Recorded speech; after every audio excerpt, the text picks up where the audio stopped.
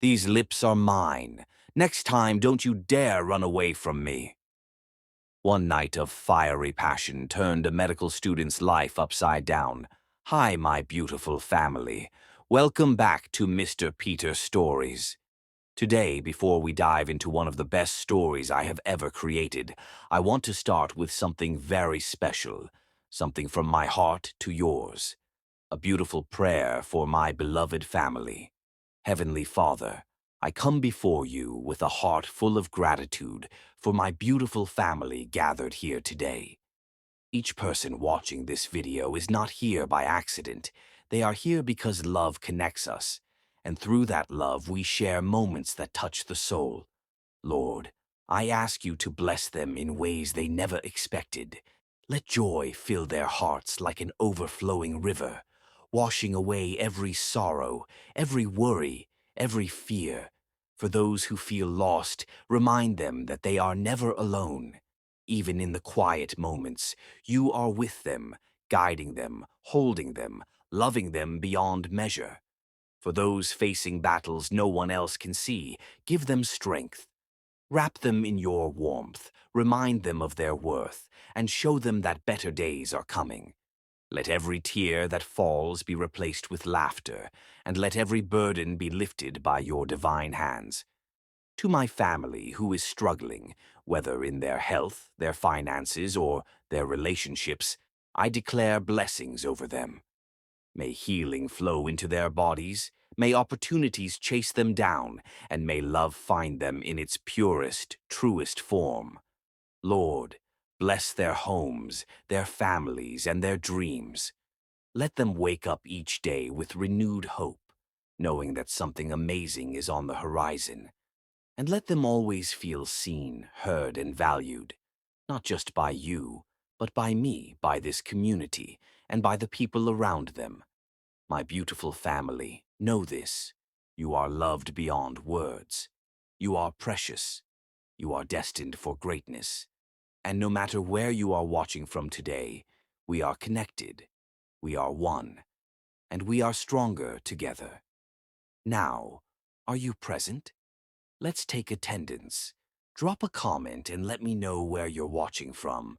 And most importantly, don't forget to watch the full story, because this one is going to be unforgettable. Let's begin with love. The grand auditorium of Westfield Medical University hummed with anticipation as Dr. Graham Smith approached the podium. At 40, he cut an imposing figure, tall and broad-shouldered with silver threading his dark hair, adding gravity to his handsome features. As the university's owner and chairman, his annual address marked the official commencement of the academic year. Excellence is not an aspiration at Westfield, he began, his deep voice resonating through the sound system. It is our baseline, our foundation. Graham had delivered variations of this speech for 8 consecutive years. The words came automatically while his mind drifted to the board meeting scheduled afterward. Budget allocations, expansion plans, the new cardiology wing that would bear his name. His eyes swept across the sea of eager faces mechanically. Then, midway through a sentence about the responsibility of healing, his gaze locked with hers. Third row, aisle seat. The young woman hadn't been looking at him initially. She'd been scribbling notes with intense focus. But as if sensing his attention, she glanced up, and Graham forgot the remainder of his sentence. Her eyes were extraordinary, intelligent, penetrating, unimpressed. While everyone else regarded him with deference, her expression held something closer to assessment. Dark skin with warm undertones, high cheekbones, and a defined jawline framed features that struck him as both classically beautiful and distinctly memorable. For 3 heartbeats, Graham stood silent, an unprecedented lapse that sent his assistant shifting nervously at the side of the stage. Hands, he finally continued, covering his momentary disorientation with a deliberate pause. Into your hands we place not just knowledge, but trust. Society's trust. Remember this with every patient you encounter. He finished the address without further incident, but his awareness remained fixated on the woman in the third row. Not once did she appear impressed or intimidated by him, a novelty that burrowed under his skin. After the closing applause, Graham declined his usual meet and greet with faculty, claiming urgent business. Instead, he retreated to his private office and summoned his assistant. The student in the third row, aisle seat, he said without preamble, dark blue blazer. Find out who she is. If his assistant found the request unusual, he showed no indication. Right away, Dr. Smith. Alone again, Graham stood at the floor-to-ceiling window overlooking the campus he'd transformed from a middling medical school to one of the nation's elite institutions. His grandfather had purchased the struggling university as a tax write-off 30 years ago. But where others in his family saw a business asset, Graham recognized potential. Now, at the pinnacle of professional success, he found himself unsettled by a momentary connection with a student whose name he didn't even know. 3 hours later, a file appeared on his desk. Maeve Saylor, his assistant announced, first-year medical student, age 24. Graduated summa cum laude from Howard University with dual degrees in biochemistry and psychology, partial scholarship recipient. Currently works night shifts at Memorial Hospital to cover remaining tuition. Graham opened the file. Her photograph, formal, unsmiling, yet somehow radiating determination, triggered the same unexpected reaction he'd experienced during the address. Interesting choice of specialty interest, he murmured, scanning further. Neurogenetic disorders and cognitive rehabilitation, not the usual path to wealth or prestige. She included a personal statement about her grandmother's early-onset dementia and the lack of treatment options in underserved communities, his assistant noted. The admissions committee mentioned it as particularly compelling. After his assistant departed, Graham spent an uncharacteristic hour reviewing Maeve's complete application. Her writing revealed a sharp, analytical mind tempered by compassion. One professor had written, Ms. Saylor challenges conventional wisdom not from arrogance, but from a genuine belief that medicine must evolve beyond its comfortable paradigms. That night, in his penthouse overlooking the city, Graham found himself restless. He poured a glass of 30-year-old scotch and stepped onto the terrace. In 2 decades, he'd transformed from a surgeon with gifted hands to a man who wielded power through proxies, money, influence, institutional authority. Yet as midnight approached, his thoughts repeatedly returned to Maeve Saylor and the brief moment their eyes had connected. There had been something rare in that exchange, a genuine seeing beyond status or position. When had anyone last looked at him as simply a man, rather than as Dr. Graham Smith, the institution? He dreamed of her that night. Not the explicit fantasies that might be expected of a man his age, but something more disorienting. Walking alongside her through the medical campus, engaged in conversation as equals, her laughter sudden and genuine at something he'd said. He woke at dawn with her name on his lips. This unusual preoccupation demanded action. Graham had built his empire by identifying what he wanted and creating paths to acquire it. This situation would be approached with the same strategic precision. By afternoon, he'd rearranged his typically inviolable schedule to include a surprise visit to the first-year anatomy lab. His arrival caused a ripple of nervous energy among students and instructors alike, all except Maeve Saylor, who remained focused on her dissection, her movements deliberate and precise. Dr. Smith, the laboratory instructor stammered, "We weren't expecting—" "Just observing," Graham replied smoothly, moving through the room with practiced authority. "Please continue." He positioned himself near Maeve's station, observing her technique from a professional distance that nonetheless allowed him to notice details. The slight furrow of concentration between her brows, the economical grace of her hands. When the instructor called time, Maeve finally acknowledged his presence, meeting his gaze directly. "Dr. Smith," she said, neither flustered nor overly deferential, "is there something specific you're evaluating in our technique?" The question, direct, professional, yet subtly challenging, caught him off guard. Students didn't typically address him without being spoken to first. "Miss Saylor," he replied, her name revealing his foreknowledge. A flicker of surprise crossed her features before she controlled it. "I'm always interested in observing our most promising students. Your approach to the brachial plexus dissection was unconventional, but effective. Traditional approaches often sacrifice visualization of the proximal attachments," she responded, removing her gloves with methodical precision. "I find starting medially provides better overall preservation."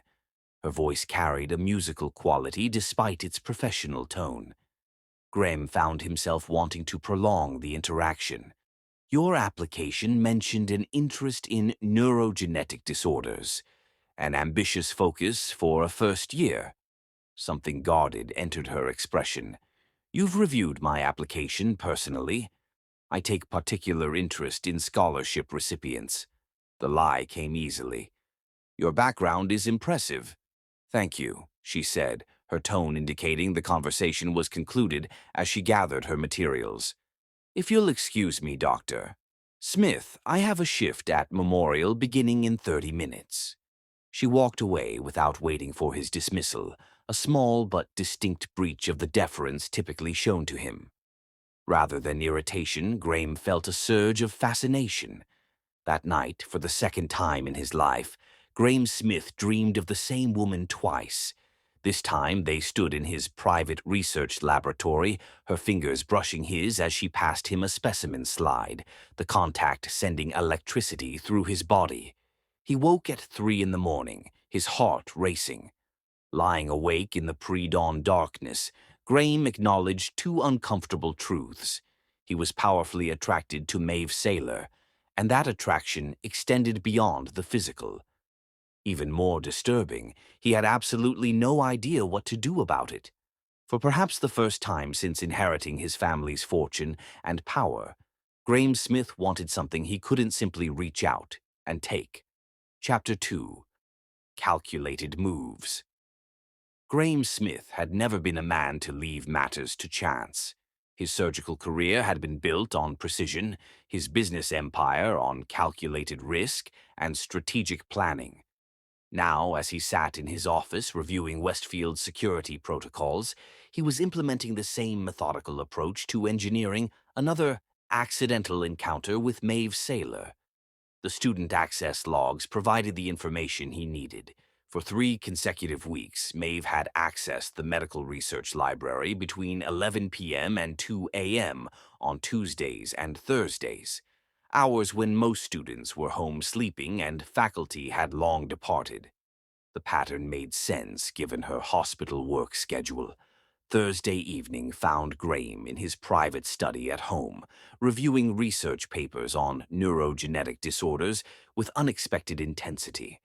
By midnight, dressed in casual attire, dark jeans and a charcoal sweater that downplayed his imposing stature, he entered the research library's west wing through his private access door.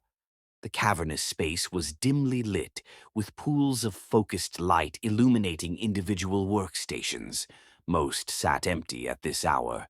Graham moved silently through the stacks until he spotted her, bent over multiple open textbooks at a corner desk, headphones covering her ears, completely absorbed in her studies.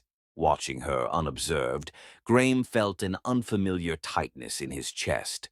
Maeve had exchanged her typical neat appearance for comfortable efficiency, hair wrapped in a colorful scarf, oversized sweater hanging off one shoulder, revealing the elegant curve of her neck. For nearly 15 minutes he observed from the shadows, questioning his own unusual behavior. When had Graham Smith, who commanded boards of directors and medical conferences with unflinching authority, become reduced to lurking in libraries at midnight? The absurdity snapped him back to his purpose. He selected a research volume from a nearby shelf and approached her table directly, his footsteps finally alerting her to his presence. Maeve looked up, startled, removing her headphones with a quick motion. "Dr. Smith," she said, surprise evident in her voice. "I didn't expect anyone else here at this hour." "Ms. Saylor," he acknowledged with a nod. "I could say the same. The library officially closes at 11. I have special permission because of my work schedule." Her tone carried a subtle defensiveness. "The administration approved it." "As did I," Graham replied, gesturing to the chair across from her. "May I?" A flicker of hesitation crossed her features before she nodded, closing one of her books to make space. "I was just reviewing the Goldman paper on beta-amyloid aggregation patterns. Fascinating work, though I disagree with some of their methodological choices." Graham placed his selected volume on the table. "Interestingly, I have some thoughts on Goldman's approach myself." He tapped the book's cover. "This more recent research by Takahashi suggests an alternative pathway worth considering." Maeve's expression transformed from guarded politeness to genuine interest. She reached for the book, her fingers brushing his momentarily as she took it. The slight contact sent an electric current up his arm. "Takahashi's work isn't on our curriculum," she said, already scanning the pages with keen attention. "Perhaps it should be," Graham replied, settling into the chair. "Your research proposal in your application about early biomarkers for neurodegeneration in underserved populations shows promise. It's similar to a project I was involved with before moving into administration." Maeve glanced up, suspicious again. "You remember specific details from my application?" Graham had prepared for this. "I review promising research proposals regularly. Yours stood out." He gestured toward her notes.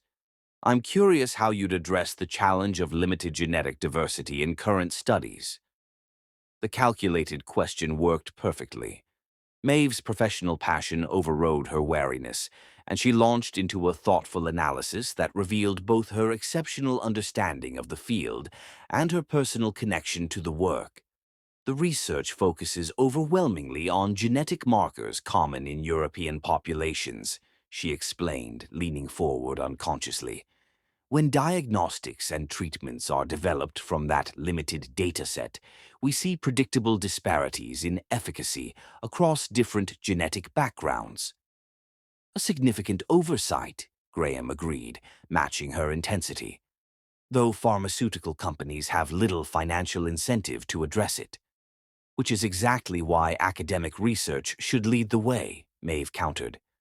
"Medicine's purpose isn't profit maximization. It's healing.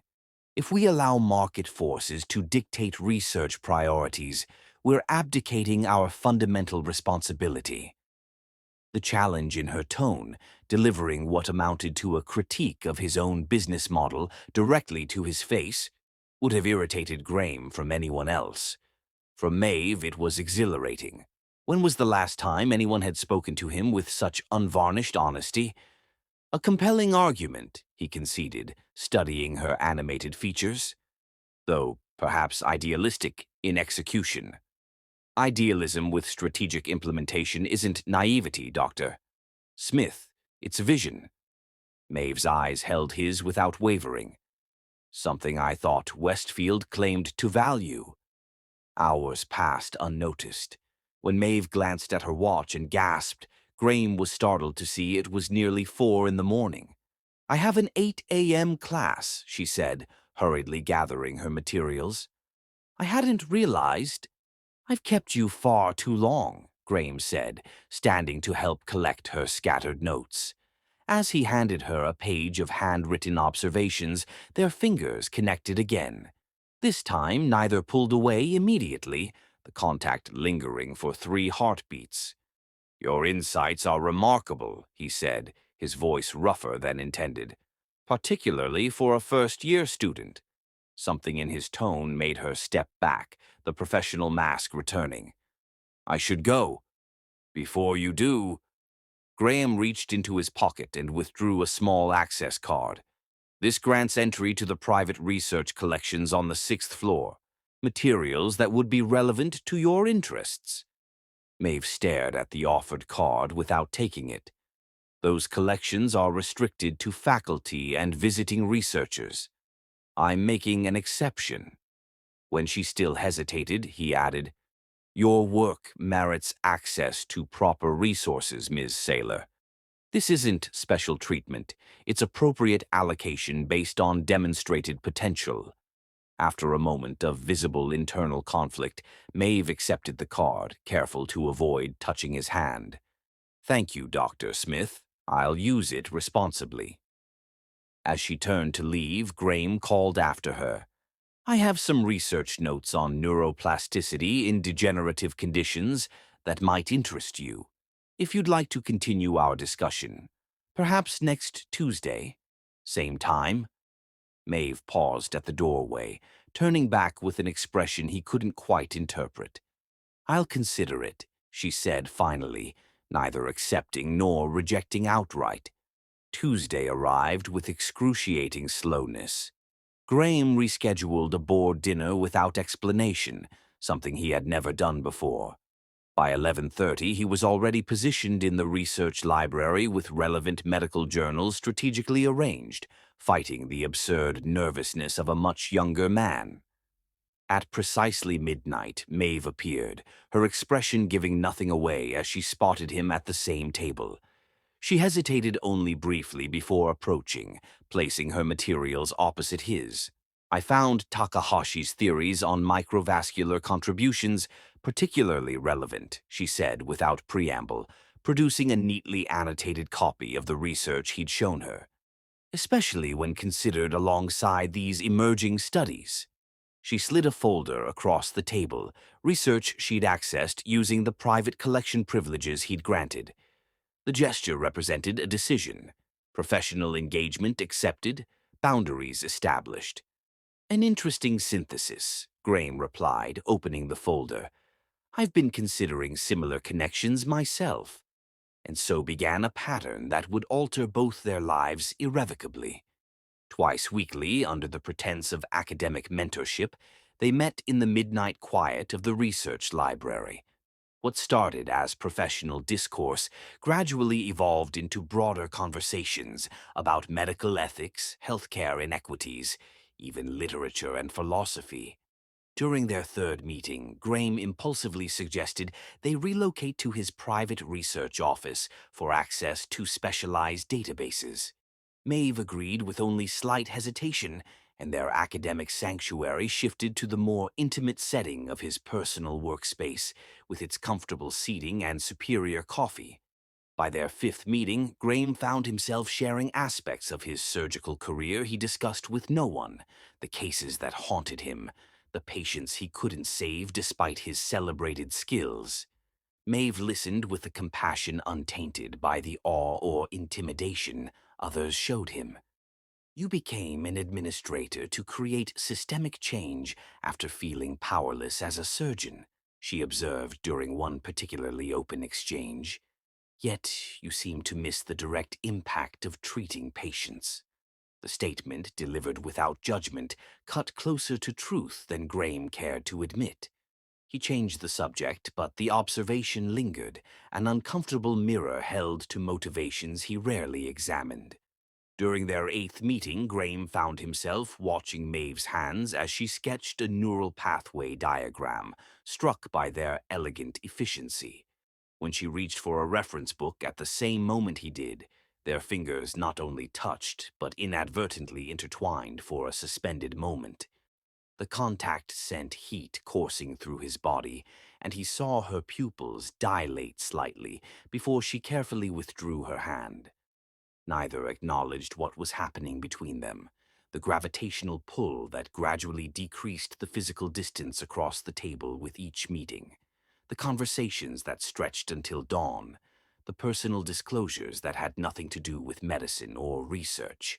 Yet both recognized the dangerous territory they approached. Maeve maintained careful formality, always addressing him as Doctor Smith, despite his repeated invitation to use his first name. Graham justified their interactions as mentorship, ignoring the anticipation that built throughout the week before their meetings. The pretense grew thinner with each encounter, the unspoken tension more palpable. And with every meeting, Graham Smith, a man accustomed to pursuing what he wanted directly, found himself increasingly willing to dismantle the principles and boundaries of a lifetime for a few hours in her company. Chapter 3.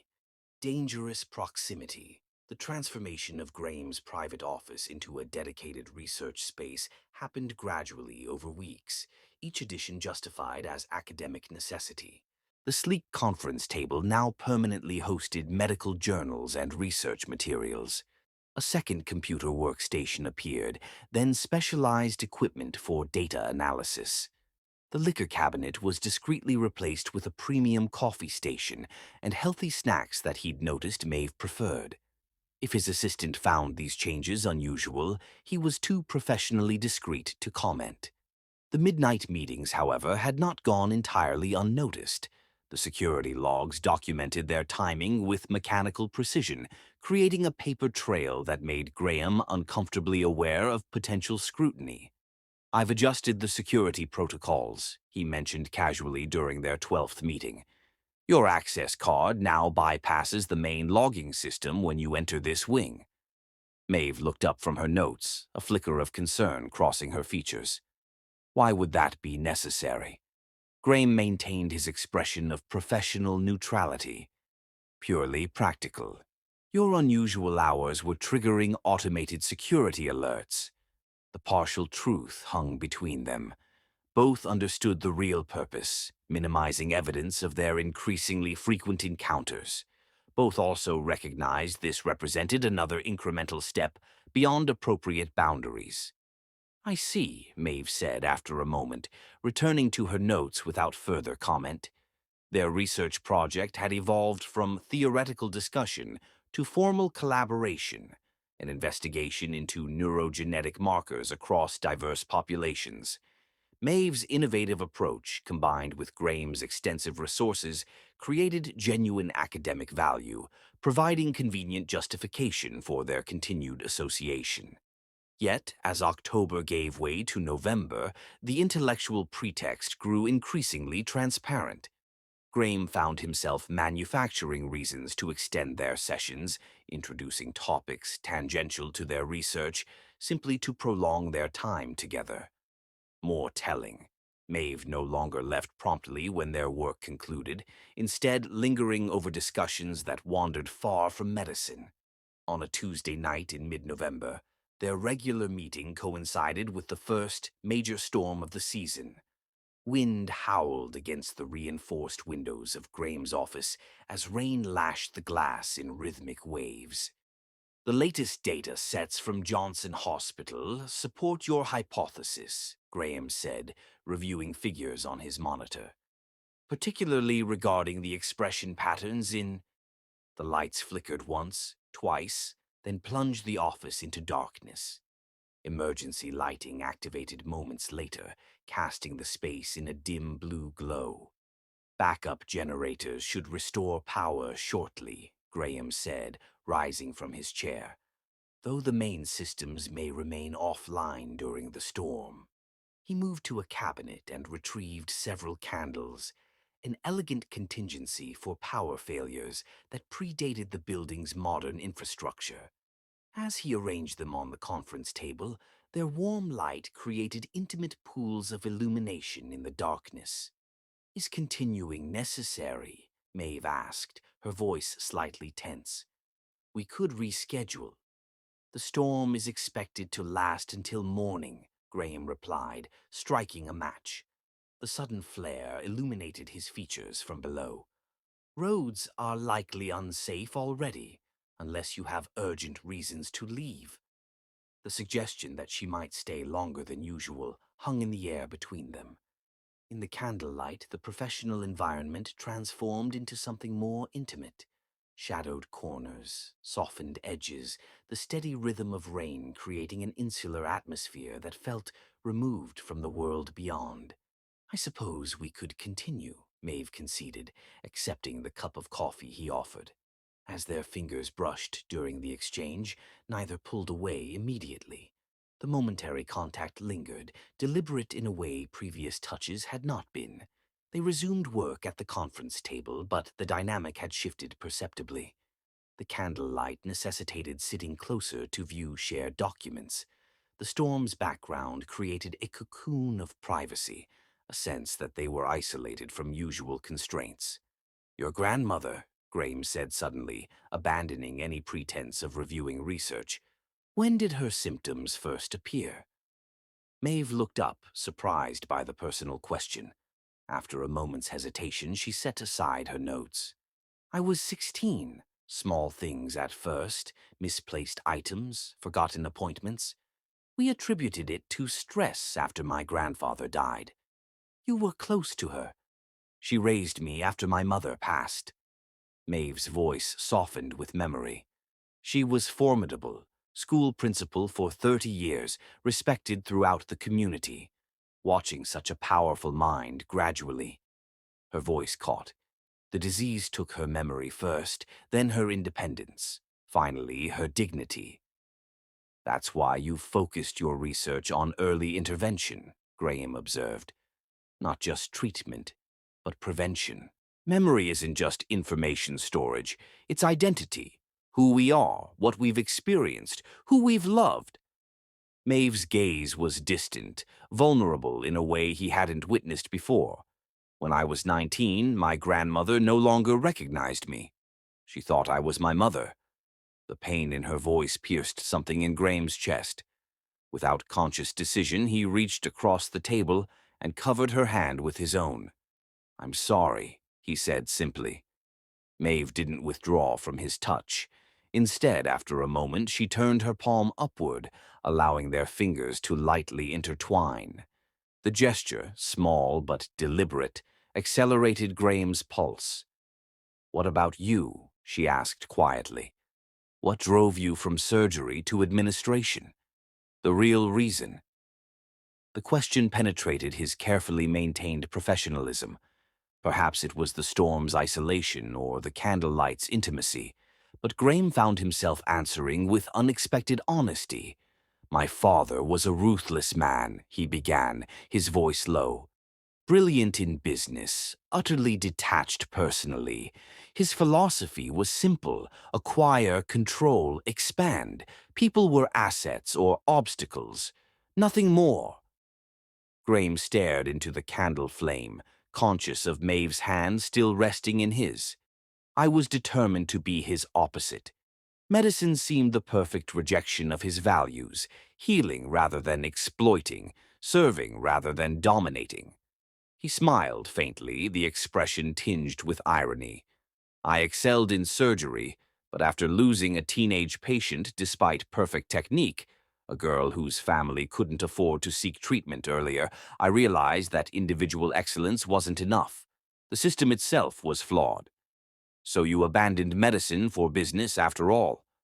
I embraced my inheritance to transform it into something better. Graham's fingers tightened slightly around hers.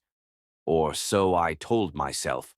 Looking back, I wonder if I simply found a more palatable way to exercise the same control my father craved.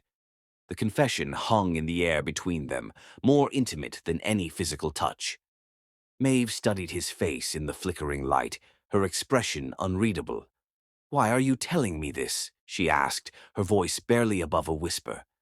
Before he could answer, a tremendous crash of thunder shook the building.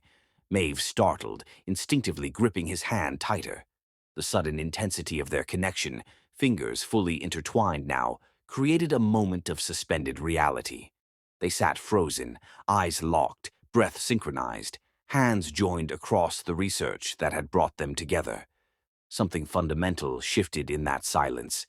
The pretense of academic collaboration, already tissue-thin, dissolved completely. Maeve, Graham said, using her first name for the first time. The sound of it in his voice seemed to create a current between them. She started to withdraw her hand, but he held it gently. Don't, he said softly. Please. This is a mistake, she whispered, but didn't pull away. Probably, he agreed, his thumb tracing a slow circle on her palm. "But it doesn't feel like one." The candlelight cast gold across her features as she struggled visibly with conflicting emotions. Professional ambition, ethical boundaries, and personal desire waged war in her expression. "I should leave," she said, though she made no move to do so. "The storm," he began, "isn't the real danger here?" Maeve finally reclaimed her hand, though the reluctance in the movement was palpable. "We both know what's happening, Doctor Smith, and we both know it can't." The return to his formal title was deliberate, an attempt to re-establish distance. Graham felt the loss of her touch like physical pain. "Call me Graham," he said, his voice rough with emotion. "At least when we're alone." "That's precisely my point. We shouldn't be alone." Maeve stood, gathering her materials with hands that weren't entirely steady. "This research collaboration has been enlightening, but I think it's best if we conclude it." Panic surged through Graham, a foreign emotion for a man accustomed to complete control. "The work isn't finished. Your insights are invaluable to—" "To what?" Maeve's eyes held his, challenging him to voice the truth.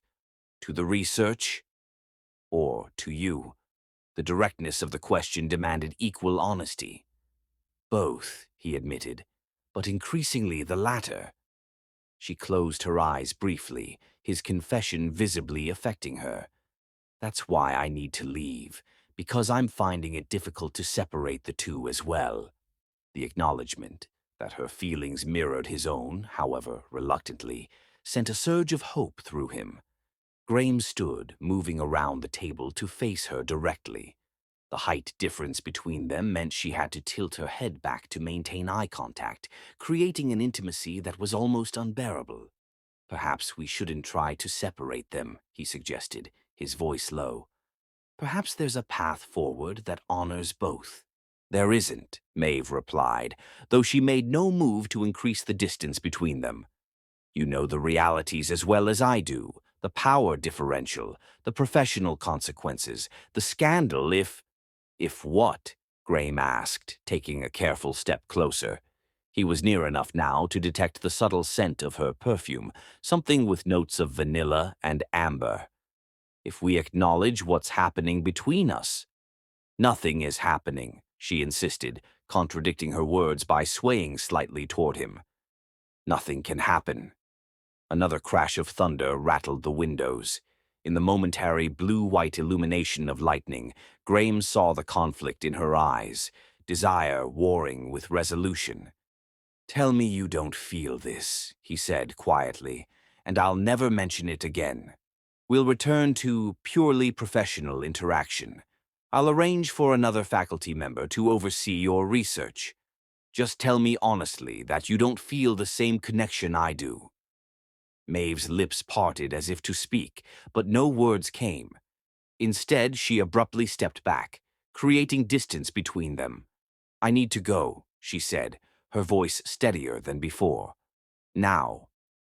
Graham knew he stood at a crossroads. He could respect her boundaries, or he could pursue what he wanted with the same determination that had built his empire. The latter had always been his instinct. "At least let me drive you home," he offered, a compromise between the two paths. "The storm, I'll call a car service." Maeve shouldered her bag, moving toward the door with purpose. At the threshold, she paused, looking back at him. "Thank you for your mentorship, Dr. Smith. It's been educational." The formality cut deeper than outright rejection might have. Graham watched her walk away, fighting the impulse to follow. When the door closed behind her, he remained standing in the candlelit office, surrounded by the research materials that had brought them together and the growing certainty that he had just made a critical error in letting her leave. Outside, the storm continued unabated, matching the turbulence within him. Chapter 4. Reckless Proposition. 3 days passed without word from Maeve. Graham checked his phone obsessively, refreshed his email constantly, and twice found himself walking past the lecture halls where her classes were scheduled. He recognized the behavior as beneath his dignity, yet couldn't seem to stop himself. On Friday afternoon, his assistant delivered a neatly packaged box to his office. Inside, Graham found the access card to the private research collections and a handwritten note. Dr. Smith, I'm returning this with my sincere gratitude for your mentorship. Our discussions have been invaluable to my academic development. However, I believe it's best for both of us if I pursue my research independently going forward. Respectfully, Maeve Saylor. The formality felt like a physical blow. Graham read the brief message multiple times, analyzing each carefully chosen word. She hadn't permanently severed their connection, merely redirected it toward appropriate professional boundaries. It was the rational decision, the correct one. So why did it feel like devastating rejection? That evening, alone in his penthouse, Graham poured himself a double scotch and stepped onto the terrace. The city lights blurred beneath him as he contemplated the absurdity of his situation. At 40, he commanded one of the nation's premier medical institutions. His fortune placed him among the wealthiest individuals in the country. World-renowned physicians sought his approval and attention. Yet here he stood, brooding over a 24-year-old medical student who had the audacity to reject his attention. "This ends now," he muttered to himself, draining his glass. His father's voice seemed to echo in his head. "Smiths don't pine. They act." The next morning, Graham instructed his assistant to send a spectacular arrangement of white orchids to Maeve's apartment address, accompanied by a note requesting a professional meeting to discuss a potential research grant. It was a calculated approach, maintaining the pretext of academic interest while making a gesture impossible to ignore. The flowers were returned to his office that afternoon, unopened and unacknowledged. For 5 days, Graham attempted to focus on university business. He led board meetings, reviewed expansion plans, and authorized equipment purchases with mechanical efficiency. Outwardly, he remained the impeccable administrator. Inwardly, his thoughts continuously circled back to Maeve. Her intelligence, her integrity, the way her eyes had reflected candlelight during the storm. On the 6th day, his resolve broke. Abandoning all pretense of coincidence, he positioned himself outside the neuroscience lecture hall precisely as Maeve's class concluded. Students streamed into the hallway, their animated conversations falling silent at the unexpected sight of the university's owner waiting in the corridor. Maeve emerged last, deep in conversation with a professor. She stopped abruptly when she saw Graham, her expression cycling through surprise, wariness, and finally composed neutrality. "Dr. Saylor," the professor said, "we'll continue this discussion tomorrow."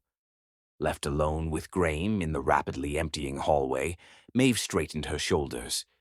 "Dr. Smith, this is unexpected.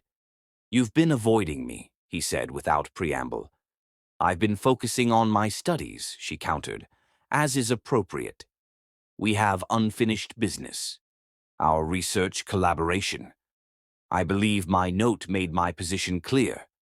Maeve glanced around, conscious of the public setting. "If you'll excuse me, I have clinical rounds in 20 minutes. As she moved to pass him, Graham stepped into her path. "Have dinner with me tonight." Maeve's eyes widened slightly. "That would be inappropriate." "A professional dinner," he clarified smoothly, "to discuss your research funding. My foundation could provide significant resources for your work." Her expression hardened. "Using your financial influence to manipulate this situation is beneath you." "Is it?" Something reckless took hold of Graham, fueled by frustration and desire. "What if I told you I'd endow a permanent research position specifically for your work? Complete academic freedom, secure funding, publications under your name alone." Maeve's voice dropped to an outraged whisper. "Are you attempting to bribe me?" "I'm offering to support exceptional research," Graham replied. though they both recognized the pretext for what it was. Unless you believe your principles are worth more than potentially helping thousands of patients with early-onset neurodegeneration. The ethical trap made her pause. Graham pressed his advantage, stepping closer. One dinner, purely professional. What harm could possibly come from that? After a visible internal struggle, Maeve nodded curtly. Fine. One dinner in a public restaurant to discuss research funding only. Text me the details. She stepped around him and walked away, her posture rigid with tension. Graham watched her retreating figure with a mixture of triumph and uneasiness. He had secured what he wanted through tactics he would have despised in anyone else.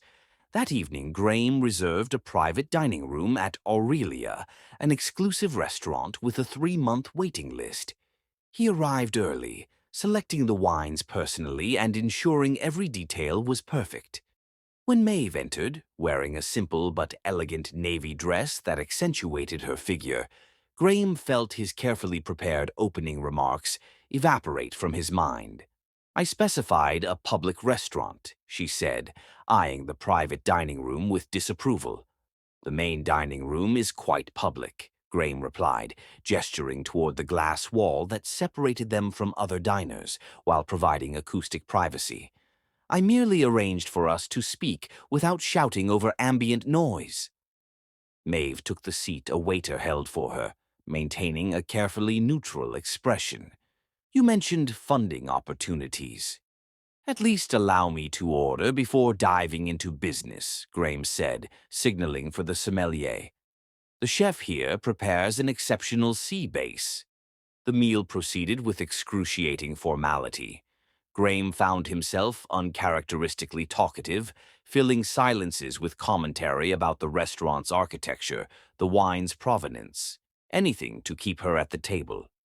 Maeve responded with polite disinterest, repeatedly steering the conversation toward research funding with pointed determination. By the time dessert arrived, a delicate chocolate souffle that Maeve barely touched, Graham's frustration had reached its limit. Enough, he said, setting down his fork with more force than intended. This charade isn't working for either of us. Maeve looked up sharply. I'm sorry. You know exactly what I mean.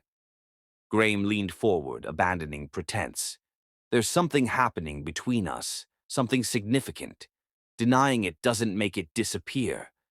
There's nothing happening that can't be controlled, Maeve replied, though a slight flush contradicted her composure. Attraction is irrelevant when acting on it would be inappropriate and potentially destructive. Destructive to what? Graham challenged. Your career? I could ensure that. That's precisely the problem. Maeve's eyes flashed with sudden anger. You could ensure anything. That's the fundamental power imbalance that makes this conversation inappropriate. You own the university where I study. You influence the board that determines my academic standing. Your family name is on the building where I hope to complete my residency.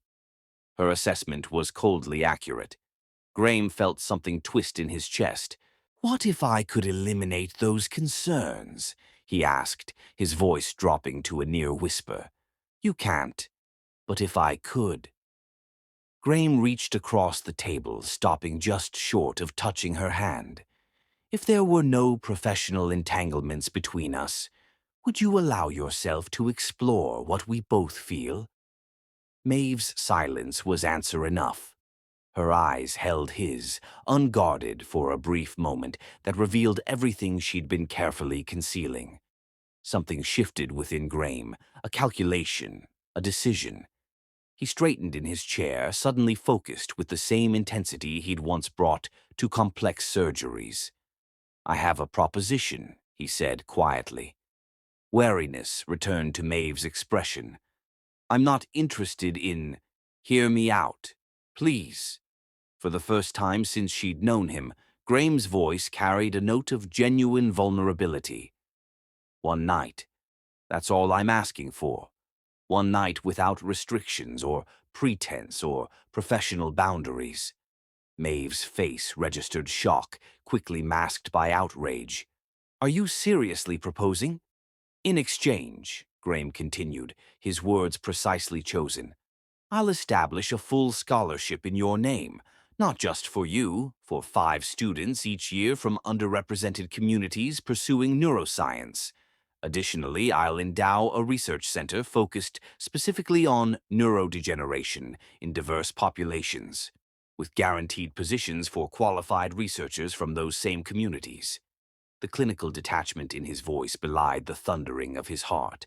He was crossing a line that couldn't be uncrossed, transforming desire into transaction in a way that violated every professional and ethical standard he was sworn to uphold. Maeve stared at him, her expression shifting from disbelief to disappointment to cold fury. Let me be absolutely clear about what's happening right now, she said, her voice deadly quiet.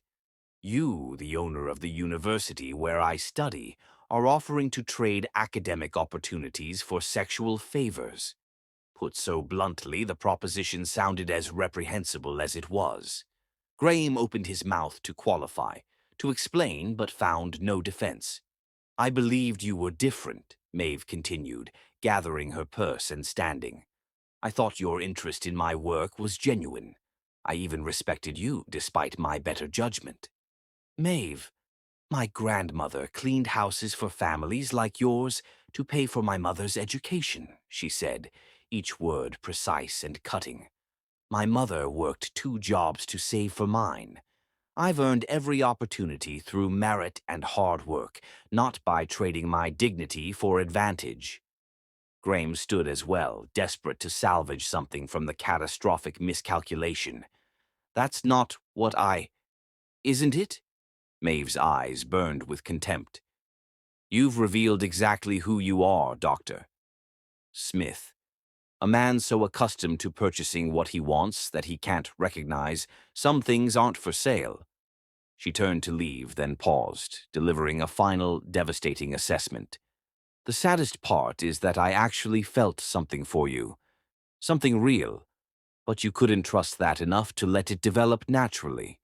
You had to try to buy it, control it, own it, just like your father taught you. The reference to his confidential disclosure during the storm, now weaponized against him, left Graham speechless.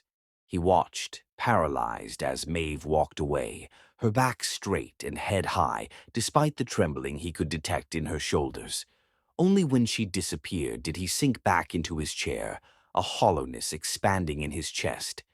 The restaurant staff hovered uncertainly at the periphery, sensing the catastrophe but unsure how to respond to a man of his stature in apparent distress. Sir, the maitre d' ventured cautiously. Is everything out? Graham ordered, his voice barely controlled. Everyone out. Now! Alone in the abandoned private dining room, surrounded by the elegant trappings of a disastrous evening, Graham Smith, for the first time since childhood, buried his face in his hands. He'd pursued Maeve with the same strategic determination that had built his empire, using every advantage at his disposal. And in doing so, he had destroyed the very thing he sought to capture. Her genuine regard, freely given. Worse, he recognized with crushing clarity that her final assessment was accurate. Despite his lifelong attempt to differentiate himself from his father, when faced with something he couldn't easily obtain, he had reverted to the same tactics: manipulation, coercion, treating people as commodities to be acquired. The realization was devastating.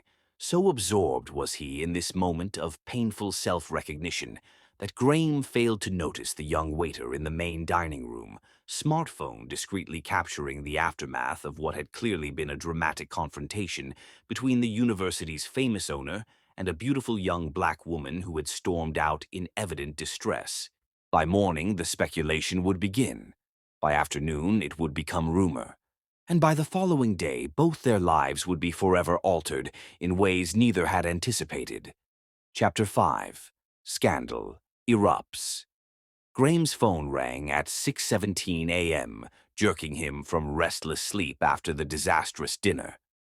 "This is Smith," he growled. "Sir, we have a situation." His assistant's voice carried unusual tension.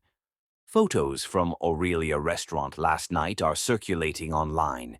You and Ms. Saylor in what appears to be a heated argument, with accompanying speculation." "Speculation," Graham repeated flatly. "Be specific." "The prevalent rumor suggests an inappropriate relationship that she ended publicly." Graham closed his eyes, calculating rapidly. "Who's seen this?" "Campus social media. Several faculty members by morning. The board chairman has called an emergency meeting for noon." By 9, Graham had reviewed the materials, innocuous photos transformed by damaging narrative. Most concerning was a purported inside source, claiming their argument resulted from Graham ending a months-long affair. This fabrication damaged Maeve's reputation while casting him as a predator. His instinct was to call her immediately. But after last night, why would she trust any strategy he proposed? At 11:30, his assistant met him at the administrative building with more updates. "The board is already assembled, all 13 members. And Miss Saylor, she's been asked to meet with the Dean of Students at 2 p.m. Graham stopped abruptly. "On whose authority?" "The Ethics Committee initiated standard protocol for potential misconduct cases." "Cancel it. Immediately. Miss Saylor is not to be subjected to interrogation over baseless rumors." In the boardroom, 13 distinguished faces turned toward him, with expressions ranging from concern to judgment. "Gentlemen, ladies," Graham acknowledged, "I understand there's been some unfortunate speculation." Dr. Edwin Hargrove, the chairman, leaned forward. "What we have is potential evidence of gross misconduct by the university's most visible representative. What we have are photographs of a professional dinner with misleading commentary. A private dinner with a first-year student in a restaurant requiring reservations months in advance." "Ms. Saylor and I have been collaborating on research," Graham replied smoothly. "The dinner was to discuss funding options through my family's foundation." "Research collaboration," Dr. Hargrove repeated skeptically. "Conducted during midnight meetings in your private office, according to security logs." Graham maintained composure through practiced discipline, explaining that their meetings accommodated her hospital work schedule. A female board member spoke. "The university's reputation requires more than your personal assurance. The appearance of impropriety can be as damaging as impropriety itself." Dr. Hargrove slid a document across the table, a statement announcing Graham's temporary leave pending investigation, effective immediately. "This is premature," Graham said calmly, "and potentially damaging to both the university and Ms. Saylor. More damaging than photographs of our university owner in a romantic entanglement with a student," Dr. Hargrove challenged. Graham recognized fighting would only entrench their position. Strategic retreat was his only viable option. "I understand your concerns. However, I have one non-negotiable condition. Ms. Saylor must be completely protected from any suggestion of impropriety. No interviews, no hearings, nothing that might compromise her academic standing." Dr. Hargrove studied him. "Your concern for Ms. Saylor's welfare seems particularly acute. My concern is for justice and the university's ethical obligations to protect students from unfair scrutiny." After exchanges of glances, Dr. Hargrove agreed. "Ms. Saylor will not be subjected to proceedings, provided she confirms independently that your interactions remained professional." Back in his office, Graham learned that Maeve was already facing consequences, photographed on campus, approached by faculty with questions, leaving class early after a loud comment. Without hesitation, he wrote her a personal letter, instructing his assistant to have it hand-delivered with absolute privacy. By evening, Graham had retreated to his penthouse, deflecting all calls. The day's events replayed in his mind as he searched for the critical error. The truth was obvious.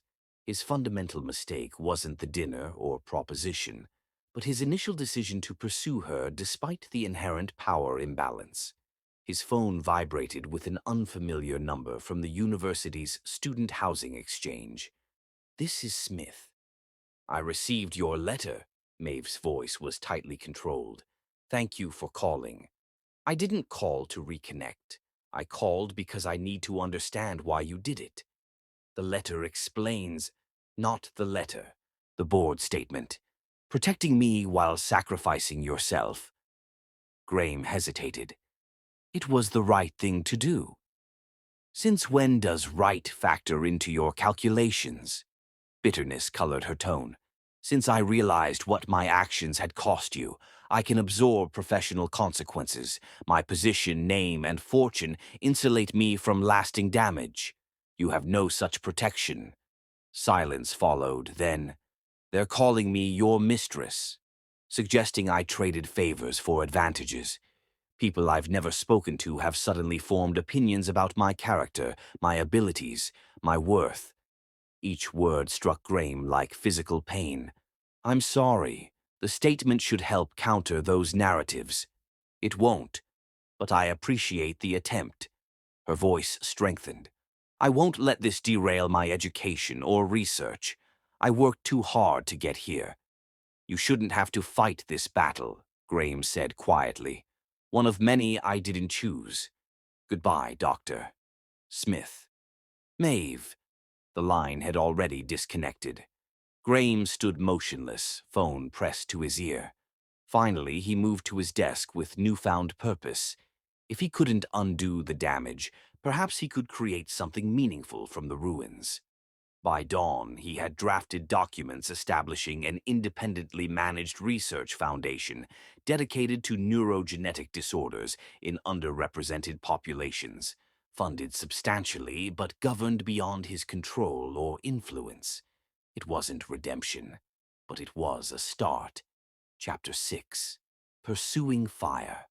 3 weeks into his temporary leave of absence, Graham found himself more professionally active than he had been in years. Not in university administration, that remained in the hands of an interim leadership team, but in a return to his original calling. The small community clinic in Westridge, a struggling neighborhood 20 minutes from the university, had been surprised by his offer to volunteer as a physician 2 days weekly. More surprised when he arrived without fanfare, dressed in simple slacks and a button-down shirt, rather than his customary tailored suits, ready to see patients alongside their overworked staff. Those first days had been awkward, nurses and administrators uncertain how to treat the disgraced university owner, now suturing minor wounds and conducting routine examinations in their modest facility. But Graham's surgical precision and unexpected humility gradually earned tentative acceptance. "You're actually good at this," Dr. Elena Reyes, the clinic's no-nonsense medical director, observed after watching him calm a terrified child before setting her broken arm. "I half expected you'd be all theory and no practice after years behind a desk." "Some skills never leave you," Graham replied, completing the cast with methodical precision. "Though I'm admittedly rusty." "Rusty or not, we need the help." She studied him with frank curiosity. "But why here? A man with your credentials could volunteer at any prestigious hospital." Graham considered his answer carefully. "Those hospitals already have adequate resources. Here I might actually make a difference." It wasn't the full truth, but it wasn't entirely false either. What he couldn't explain, even to himself, was the curious relief he felt treating patients again. The immediate, tangible impact of easing suffering without institutional politics or financial calculations cluttering the exchange. The simple gratitude in a patient's eyes when pain was alleviated or fear assuaged. Meanwhile, Maeve faced her own challenges at Westfield. Despite the board's statement protecting her from formal proceedings, whispers followed her through campus corridors. Some professors questioned her academic achievements, suggesting they resulted from special attention rather than merit. Her lab partners requested reassignment, fearing association with her controversy. The isolation might have broken someone with less determination. Instead, Maeve doubled her study hours, produced research papers of exceptional quality, and maintained perfect attendance despite the uncomfortable scrutiny. When a prominent neurologist attempted to remove her from a prestigious research project, she calmly presented documentation of her contributions, so compelling that he was forced to retreat. Their paths remained separate but parallel, both fighting distinct battles triggered by the same catalyst, neither aware of the other's specific struggles, until fate intervened. One evening in late April, reviewing patient files at the clinic long after his volunteer shift had ended, Graham discovered a funding crisis threatening the facility's future. Insurance reimbursements had been delayed, grant renewal stalled in bureaucratic limbo, and critical equipment needed immediate replacement. Without hesitation, he established an anonymous endowment ensuring the clinic's continued operation. The same week, he created a scholarship foundation for students from underrepresented backgrounds pursuing neuroscience, with selection criteria specifically designed to benefit students like Maeve without directly involving her. These actions weren't calculated strategies to win Maeve back. They reflected genuine transformation, a reconnection with the values that had initially drawn him to medicine before ambition and his father's influence had redirected his path. Graham heard about Maeve only through carefully casual inquiries to his remaining university contacts. She was excelling despite the controversy, her research advancing through sheer brilliance and determination. He felt pride without entitlement, concern without possessiveness, unfamiliar emotions for a man accustomed to ownership. Their paths crossed unexpectedly 6 weeks after the scandal. Graham was completing a shift at the clinic when paramedics brought in a stroke patient, an elderly woman from Maeve's neighborhood. As he stabilized the patient, a familiar voice cut through the emergency room chaos. "Grandmother." Maeve rushed to the bedside, her professional composure cracking at the sight of her only remaining family in crisis. When she noticed Graham, shock froze her momentarily before her focus returned to her grandmother. "Doctor, Reynolds is handling her case," a nurse explained, gesturing toward Graham. "Doctor Reynolds," Maeve repeated, confusion evident. "I've been using my middle name," Graham explained quietly, "to avoid complicating patients' care with associations." Understanding dawned in her eyes, followed by wariness. "Is she stable for now?" Graham assured her. "But she needs specialized treatment not available here." What followed was a demonstration of Graham's transformation. Without fanfare or announcement, he arranged helicopter transport to the university's Advanced Neurology Center, personally called the best neurologist on staff, and ensured priority treatment, all without once leveraging his name or position. When paperwork mentioned prohibitive costs, he quietly arranged coverage through the clinic's emergency fund. Maeve observed these actions with growing confusion. This humble efficiency contradicted everything she'd believed about him, a man she'd dismissed as fundamentally self-serving. During her grandmother's transport, they found themselves momentarily alone in the clinic's small break room. "Thank you," Maeve said simply, "for my grandmother." Graham nodded, maintaining professional distance. It's what any physician would do. "But not what any disgraced university administrator would do," she noted, studying him with new consideration. "You've been working here regularly." "Twice weekly since the leave began." "Why?" The question contained layers. Why here, in this struggling neighborhood? Why return to clinical practice? Why abandon the power and prestige he'd built his life around? "Because I needed to remember why I became a doctor," Graham answered honestly, "before everything else complicated that purpose." Something shifted in Maeve's expression. Not forgiveness, but perhaps the beginning of reassessment.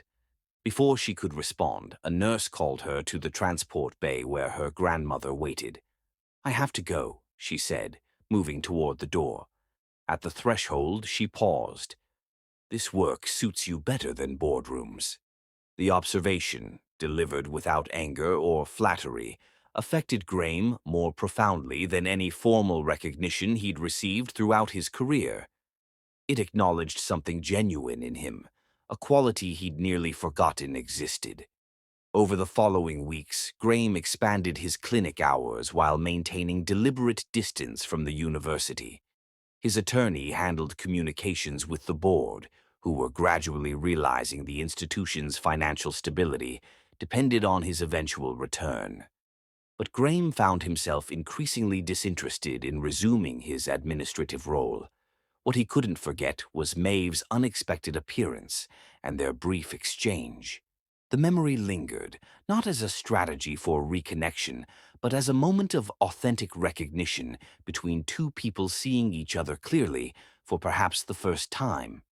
When news reached him that Maeve had signed up for a medical volunteer mission to an underserved Caribbean community, Graham felt no entitlement to this information.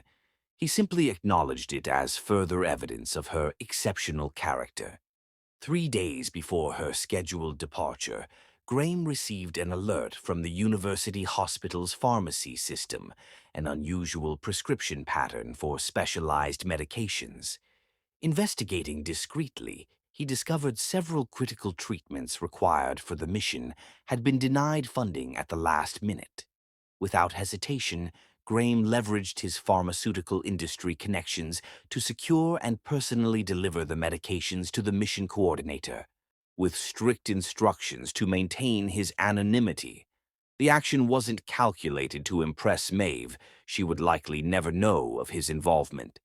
The mission departed as scheduled. 2 days later, Graham received an unexpected text message from an international number. The medications arrived just in time. They told me who was responsible, still processing that information. But thank you. M. Graham stared at the message for a long moment, something warm and unfamiliar expanding in his chest. Not triumph or satisfaction, but something quieter and more profound. The realization that doing right without expectation of return carried its own reward. He responded simply, "No thanks necessary. Be safe." It wasn't pursuit in any conventional sense, but in choosing to become worthy rather than simply wanting, Graham had perhaps initiated the most meaningful chase of his life. Chapter 7. Forbidden Touch. Maeve's volunteer mission extended from the planned 2 weeks to nearly a month. The rural Caribbean clinic faced overwhelming needs with minimal resources, testing even the most experienced physicians. Though still a student, Maeve's exceptional abilities and tireless work ethic earned respect from the mission's senior doctors, who increasingly relied on her judgment.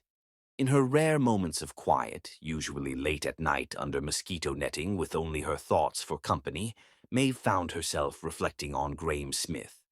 Not the powerful administrator who had propositioned her, but the physician she'd glimpsed at the community clinic, focused, humble, genuinely committed to patient care.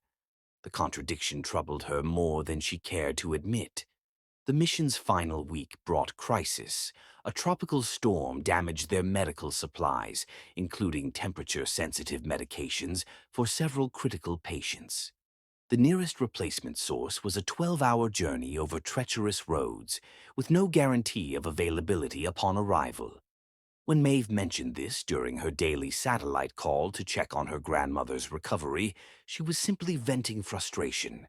She never expected action, much less the miracle that occurred 18 hours later. A private helicopter landed on the village's makeshift soccer field, carrying not only the needed medications, but additional supplies the clinic had been requesting for months. The mission director was stunned, explaining to Maeve that an anonymous donor had arranged everything, including permission for the unauthorized landing from notoriously difficult local officials. Maeve knew immediately. The precise inventory of exactly what they needed, the diplomatic connections required for emergency clearance. It carried Graham's unmistakable efficiency. Yet unlike his previous grandiose gestures, this one came with no name, no recognition, no implied obligation. The night before her departure from the island, Maeve sent a text. "Thank you again. Your intervention saved lives." His reply came minutes later. "You did the saving. I merely facilitated." Something about the humble response unlocked emotions Maeve had been suppressing. Before she could reconsider, she typed, "I caught a severe fever during cleanup after the storm. While half delirious, I found myself wishing you were here." She hit send before rational thought could intervene, then immediately regretted the vulnerability. His response took nearly 30 minutes. 30 minutes of Maeve cursing her own weakness. "I would have been there if you'd asked. Are you recovered now?" The simple concern, devoid of romantic overture, somehow affected her more deeply than any passionate declaration might have. Maeve found herself responding with unprecedented honesty. Physically, yes. Emotionally, less certain. "This mission has changed my perspective on many things." "Including me," came his immediate reply. Maeve stared at the question, its directness demanding equal candor. "Yes, though I'm not sure what that means yet. It doesn't need to mean anything immediately. Recovery first, meaning later." The wisdom in his response surprised her. Patience from a man previously defined by immediate pursuit. Maeve fell asleep with her phone beside her pillow, confused but no longer angry. Upon returning to the university, Maeve found the rumor mill had found fresh targets during her absence. Her colleagues welcomed her back with genuine enthusiasm for her mission work, the scandal largely forgotten in academic circles, if not entirely erased. Her first week back, Maeve visited her grandmother at the rehabilitation center. The elderly woman's recovery had been remarkable, due largely to specialized therapy normally reserved for patients with premium insurance. When Maeve inquired about payment, the billing department mentioned an anonymous donation to their patient assistance fund, specifically earmarked for stroke rehabilitation. Again, Graham's invisible hand. Yet, unlike before, when such gestures had seemed manipulative, Maeve now recognized them as genuinely compassionate, particularly since he sought no acknowledgement or advantage from them. On a rainy Tuesday evening, Maeve made an impulsive decision. Leaving the library earlier than usual, she drove to the West Ridge Clinic where she knew Graham would be finishing his shift. She waited in her car, questioning her judgment repeatedly, nearly leaving twice before finally gathering her courage. The clinic was closing when she entered. A nurse looked up in surprise. "We're not accepting new patients tonight, but if it's urgent—" "I'm looking for Dr. Reynolds," Maeve said, using Graham's cover name. "Is he still here?" Recognition dawned in the nurse's eyes. "Dr. Saylor, right? From the volunteer mission." She smiled. "He's finishing paperwork in the back office. Go on through." Maeve found him hunched over patient files, sleeves rolled up, hair slightly disheveled, so different from the impeccable administrator she'd first encountered. He looked up, freezing momentarily at the sight of her. "Maeve." Her name emerged with quiet surprise. "Is everything all right? Your grandmother is recovering well thanks to your intervention," she completed. "That's partly why I'm here." Graham set down his pen, giving her his full attention without rising from his chair, maintaining careful distance. "What's the other part?"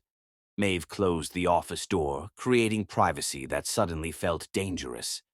"I need to understand what happened to you." "What do you mean?" "This." She gestured around the modest clinic. "Volunteering here, the donations, the medical supplies, all of it without recognition or advantage. It doesn't match the man who propositioned me 3 months ago." Graham's expression grew thoughtful. "Perhaps that man no longer exists." "People don't change so fundamentally without catalyst," Maeve challenged. "Don't they?" Graham stood slowly, maintaining distance. What if the catalyst was recognizing that everything you thought defined you was actually obscuring who you really are? The philosophical response surprised her. And who are you really, Doctor? Smith? I'm still discovering that, he admitted. But I know who I'm not. I'm not my father. I'm not defined by acquisition or control. And I'm not pursuing you anymore, Maeve. The statement should have brought relief. Instead, it created an unexpected, hollow sensation in her chest. Then why all this? She asked, gesturing vaguely. The clinic, the medications, my grandmother's treatment. Because they were right, Graham answered simply. Not because they might lead back to you. The honesty in his voice was unmistakable. Maeve took a step closer, studying his face with new awareness. And if they did lead back to me? She asked quietly. Something flickered in Graham's eyes, hope immediately tempered by caution. That would depend entirely on what you wanted. What if I don't know what I want? Maeve admitted, her voice barely audible. Graham smiled slightly. Then perhaps we've finally found common ground. The tension between them had transformed. No longer the power-laden dynamic of administrator and student, nor the manipulative pursuit of earlier months. Something more balanced had emerged, an attraction between equals despite their different positions. I should go, Maeve said, though she made no move toward the door. You should, Graham agreed, similarly motionless. Neither spoke for several heartbeats, the small office charged with unspoken possibilities. Finally, Maeve stepped forward decisively. Just once, she whispered, echoing his words from months earlier. I need to know. Before Graham could respond, she closed the remaining distance between them. Their lips met in a first kiss that answered questions while creating countless more, gentle at first, then increasingly urgent as months of tension found release.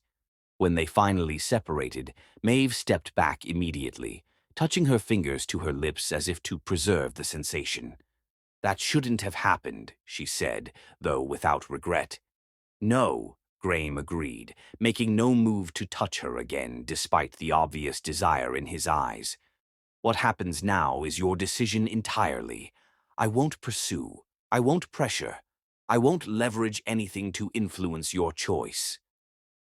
The complete surrender of control from a man defined by it struck Maeve deeply. She moved to the door, needing distance to process the implications of what had just occurred. I don't know yet, she said honestly. I need time. Graham nodded, respecting her uncertainty without demanding resolution. Time is something I can offer without condition. As Maeve left the clinic, rain still falling gently around her, she felt simultaneously confused and curiously liberated.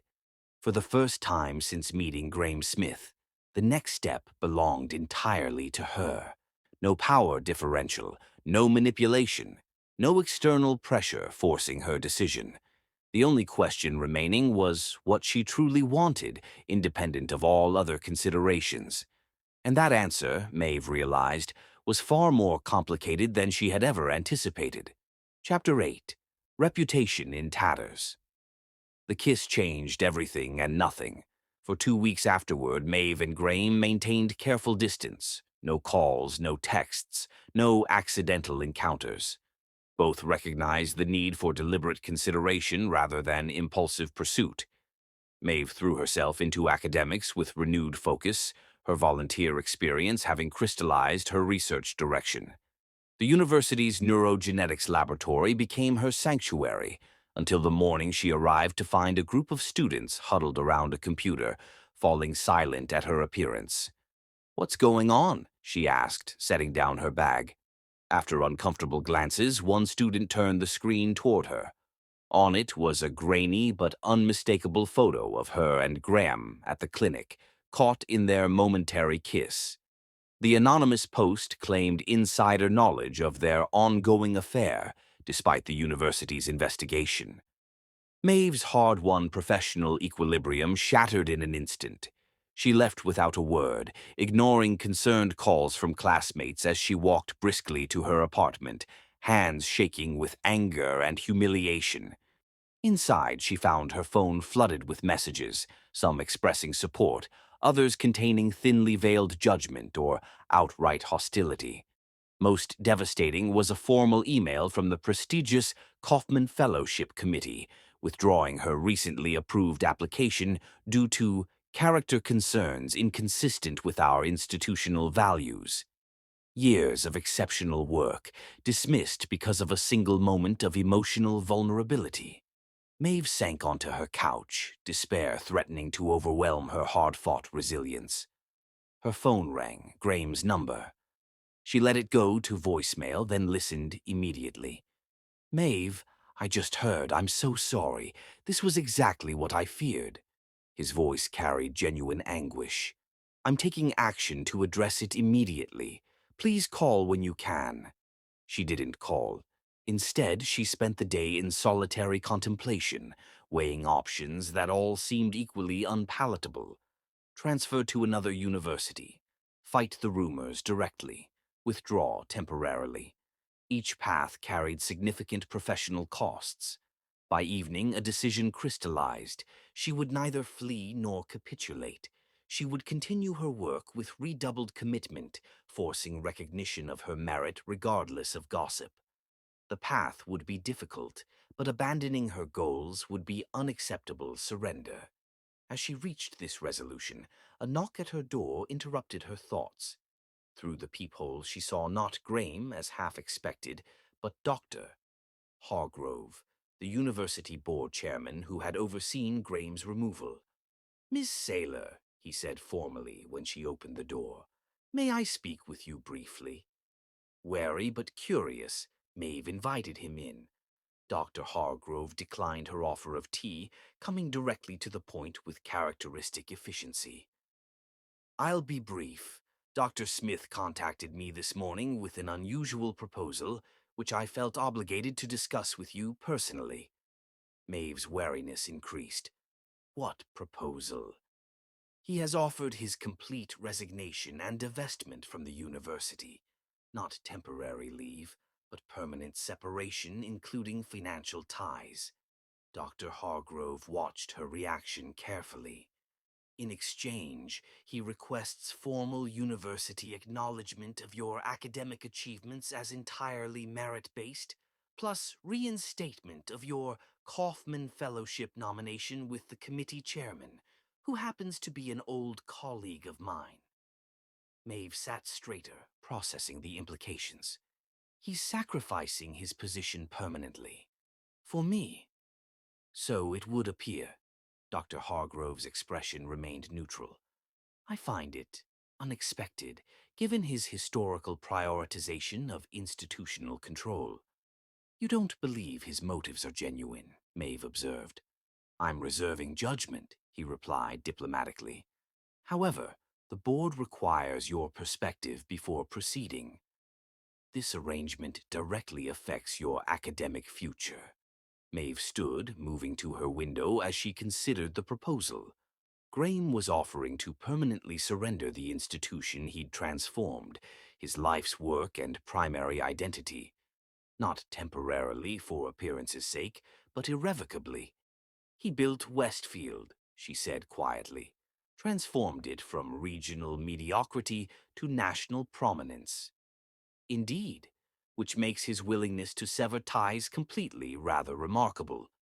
Dr. Hargrove studied her with clinical assessment.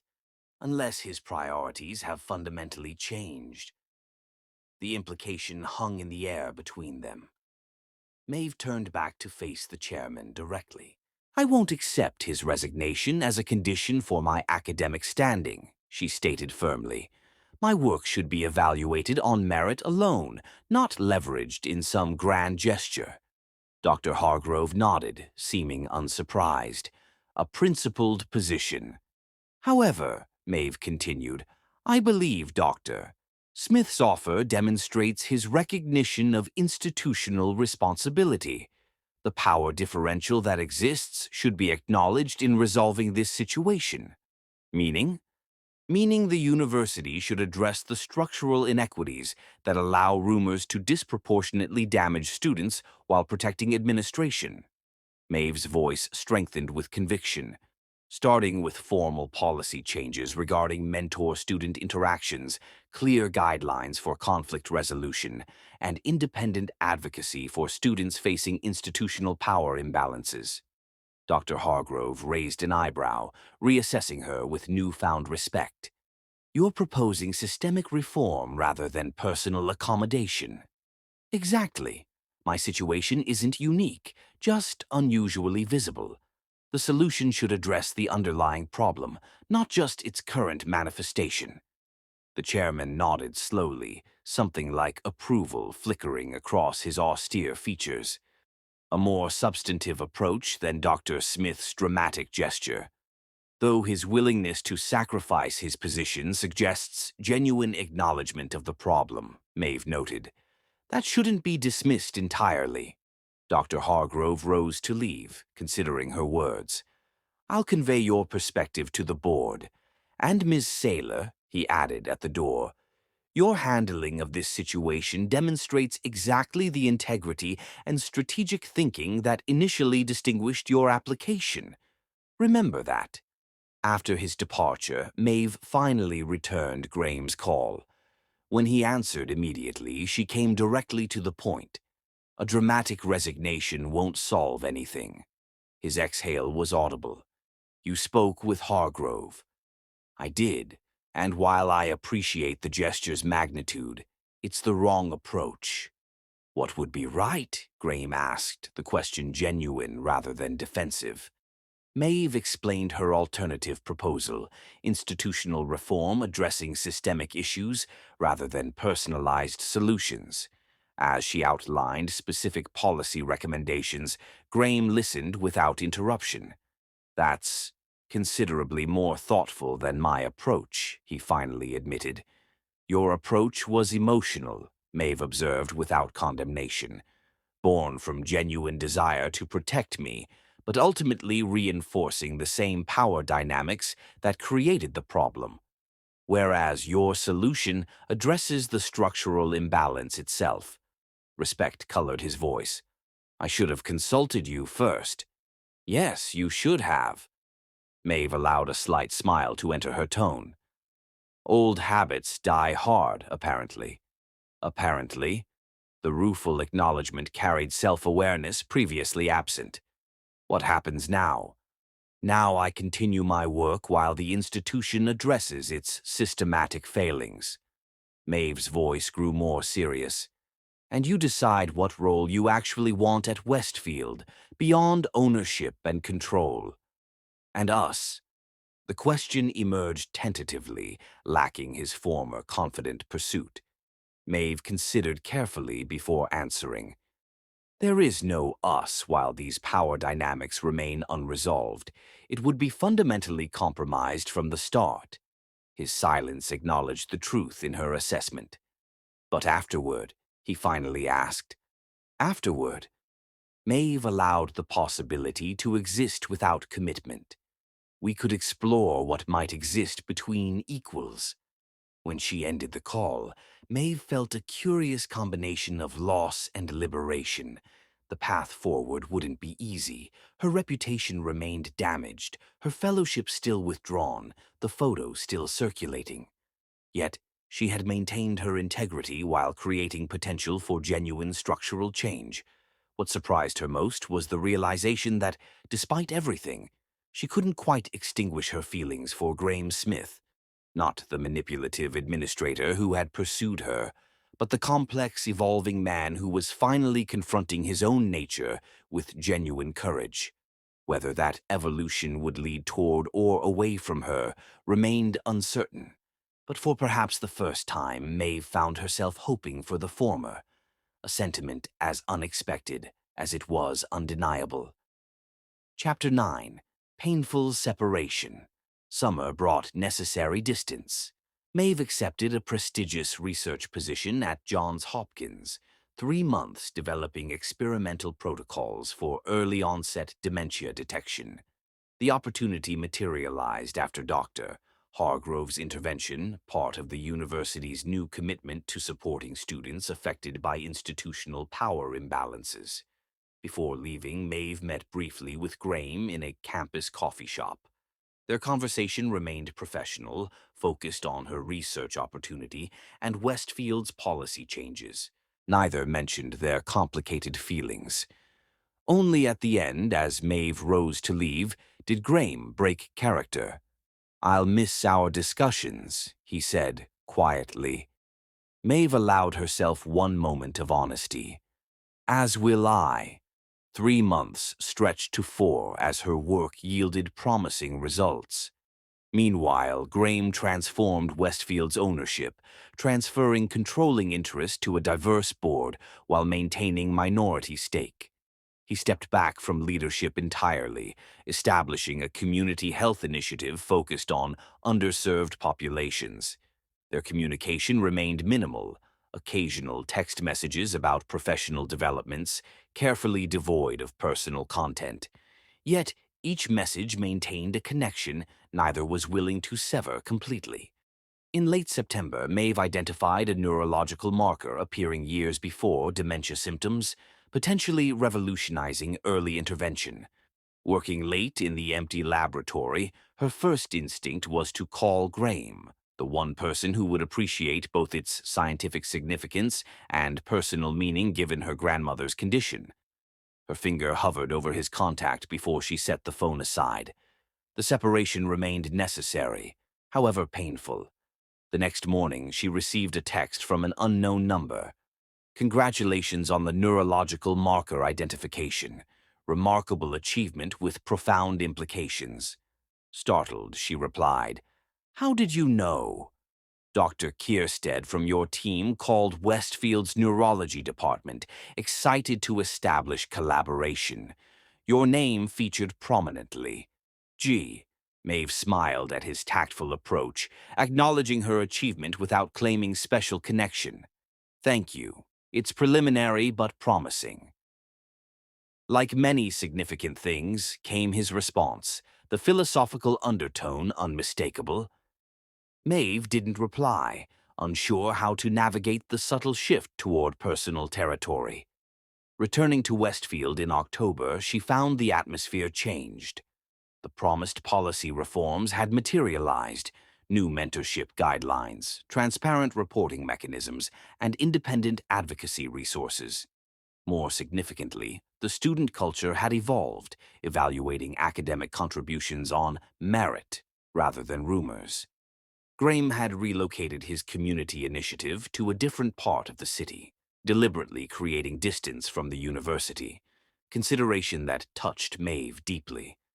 Their careful separation might have continued indefinitely, if not for the Medical Innovation Summit in November. As a key researcher in neurological markers, Maeve was invited to present. Unknown to her, Graham had been separately invited to discuss his community health initiative. The summit organizers, unaware of their history, scheduled their presentations consecutively. Maeve discovered this only upon receiving the final program 3 days before the event. She decided against requesting changes. Running away would only perpetuate the power dynamic they were trying to overcome. Perhaps a structured public setting offered the safest context for re-establishing equilibrium. The morning of the summit, Maeve arrived early, reviewing her presentation until a familiar voice interrupted. "Your research deserves this recognition." Graham stood nearby, respectful of her space while offering genuine praise. Seeing him affected Maeve more intensely than anticipated. He looked different, his tailored perfection replaced with more approachable attire, new silver at his temples. "Thank you," she responded, maintaining composure despite her quickened pulse. "Your community initiative is equally deserving." "Different approaches to the same fundamental goal," he noted, drawing an unexpected parallel between their work and themselves. Maeve presented first, articulating her findings with confidence. Throughout, she felt Graham's attentive focus, not evaluation, but genuine intellectual engagement. When he took the podium afterward, his transformation was evident. Gone was the polished administrator projecting authority. In his place stood a physician speaking with authentic passion about community health.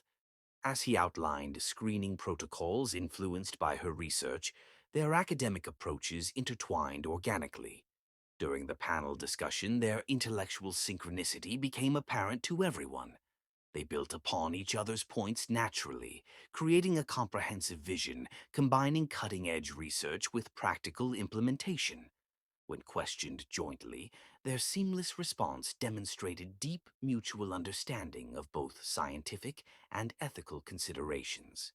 At the reception, they found themselves briefly isolated in a quiet corner of the ballroom. "Our work complements each other's remarkably well," Graham observed. "Yes," Maeve agreed, meeting his gaze directly. "Perhaps more than either of us expected." "Not unlike ourselves," he suggested carefully. Maeve considered her response, aware of its importance. The parallels are worth exploring, under appropriate circumstances. The measured optimism wasn't lost on Graham. "The university's restructuring is complete. My role now is clinical and research-based, without administrative authority." "Creating more balanced ground," Maeve acknowledged. Before they could continue, others approached, drawing them back into professional conversation. For the remainder of the evening, they maintained appropriate distance while exchanging occasional meaningful glances. As the event concluded, they left simultaneously, waiting together for their transportation. "I've missed our conversations," Graham said quietly. This time Maeve allowed greater honesty. "I've missed them too, more than I expected. Perhaps we could resume them, in some capacity. Perhaps." Maeve studied him thoughtfully. "But differently than before." "Absolutely," Graham agreed immediately. "No midnight meetings in private offices, no power dynamics, no pursuit or pressure. Just two researchers with complementary interests," Maeve suggested, the double meaning intentional. "Exactly." Graham's smile carried hopeful restraint. "There's a new cafe near the research library, public, professional, neutral territory." "Tuesday afternoon," Maeve offered. 3 o'clock. "I'll be there." As her car arrived first, she extended her hand formally. Graham accepted with equal formality, though the brief contact carried undeniable current. Driving home, Maeve reflected on their careful steps toward reconnection. The painful separation had created space for Graham's genuine transformation and her own professional establishment independent of his influence. Whether those parallel evolutions might eventually converge remained uncertain, but for the first time she allowed herself to genuinely hope they might. Chapter 10. Inevitable collision. Their Tuesday afternoon meeting established a new pattern: weekly conversations in public spaces focused primarily on their complementary research. These professional discussions gradually expanded to include broader topics: healthcare ethics, literature, occasionally personal philosophical reflections. Always in daylight, always in public, always maintaining appropriate boundaries. For 6 weeks they navigated this careful middle ground, neither strangers nor intimates, suspended in a liminal space between professional colleagues and something deeper neither dared name directly. December brought a prestigious global medical conference in Chicago. Both were invited independently. Maeve for her breakthrough research, Graham for a panel on equitable healthcare innovation. They acknowledged the coincidence with professional courtesy, arranging to meet once during the conference to discuss potential research collaboration. Fate had other plans. A record-breaking blizzard descended on Chicago the conference's second day, stranding thousands of attendees in downtown hotels. Maeve watched from her 23rd floor window as the city disappeared beneath swirling white, flights canceled for at least 24 hours. Her phone chimed with the text from Graham. "Are you managing all right with the weather situation?" The simple concern touched her. "Yes, safely ensconced at the Palmer House. You?" Same hotel as it happens. The restaurant is maintaining limited service if you'd care for dinner, purely as weather refugees with mutual research interests. The careful qualification made Maeve smile despite herself. Dinner sounds reasonable. 7 p.m. When she arrived at the restaurant, Maeve found most tables occupied by stranded conference attendees. Graham had secured a small table near the window, where blizzard winds plastered snow against the glass, creating an otherworldly backdrop to their unexpected evening. Quite different from our usual public cafe settings, Graham observed as she sat opposite him. Yet still appropriately professional, Maeve noted, indicating the crowded restaurant around them. Their conversation began with conference observations, naturally evolving to their respective presentations. By the time their entrees arrived, they had moved beyond professional subjects to more personal territory, discussing books they'd recently read, childhood memories of winter storms, even tentative reflections on the past year's transformations. "You seem different," Maeve observed during dessert.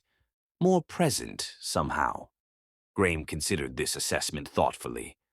"I feel different, less concerned with control, more engaged with purpose. The community health initiative suits you. It reconnects me with why I became a physician originally," he agreed, "before ambition and family expectations complicated everything." The candor between them felt both novel and familiar, echoing their earlier midnight conversations but without the power differential that had tainted those exchanges. As they finished dinner, both realized the restaurant was emptying, the blizzard's intensity having driven most guests to their rooms. Outside, Chicago had disappeared completely behind a wall of swirling white. "Would you consider continuing our conversation in the lobby?" Graham asked, carefully presenting neutral territory rather than suggesting either of their rooms. The hotel lobby proved unexpectedly intimate. Emergency lighting, creating amber pools of illumination, the usual bustle replaced by empty sofas near a crackling fireplace. They claimed opposite ends of one couch, maintaining appropriate distance while the blizzard raged beyond floor-to-ceiling windows. Their conversation deepened as midnight approached, external circumstances creating a strange bubble of suspended reality. Neither Westfield with its complicated history, nor their usual structured interactions, but something outside normal constraints. "I've been meaning to ask," Maeve said during a natural pause, "why you never contested the rumors. You could have denied everything, preserved your position." Graham watched firelight reflecting in her eyes before answering. "Because denial would have shifted blame to you by implication, and because my feelings, if not my actions, weren't entirely innocent." The honesty hung between them, neither uncomfortable nor unwelcome. "And now?" Maeve asked, the question layered with meaning. "Now I understand that genuine connection requires equality," Graham replied carefully. "Not pursuit or acquisition, but mutual choice without pressure or advantage." Something shifted in Maeve's expression, appreciation for his evolution replacing her habitual guardedness. "You've changed more than I expected possible. Perhaps I'm simply becoming who I always could have been, without my father's shadow." The personal disclosure reminded Maeve of their candlelit conversation months earlier, creating unexpected continuity between past and present. As snow continued accumulating against the windows, their conversation ventured gradually into more intimate territory, hopes, fears, private dreams rarely shared with others. When the lobby clock chimed 2, both were surprised by time's passage. "We should probably get some rest," Maeve said reluctantly. "More conference sessions tomorrow, weather permitting." They walked together to the elevators, comfortable silence replacing conversation. When the doors opened on Maeve's floor, she hesitated briefly before stepping out.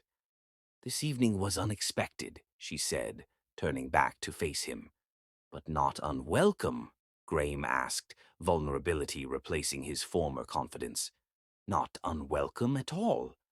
Maeve held his gaze, allowing genuine warmth to show. Good night, Graham. As the elevator doors closed between them, something fundamental had shifted, not through dramatic gesture or declaration, but through honest connection between equals. The blizzard had created circumstance, but their choices within that circumstance reflected genuine evolution on both sides. In her room, Maeve stood at the window watching snow transform Chicago into an unrecognizable landscape. The metaphor wasn't lost on her, how external forces could create conditions for profound change, revealing previously invisible possibilities. Her phone chimed with a final message from Graham.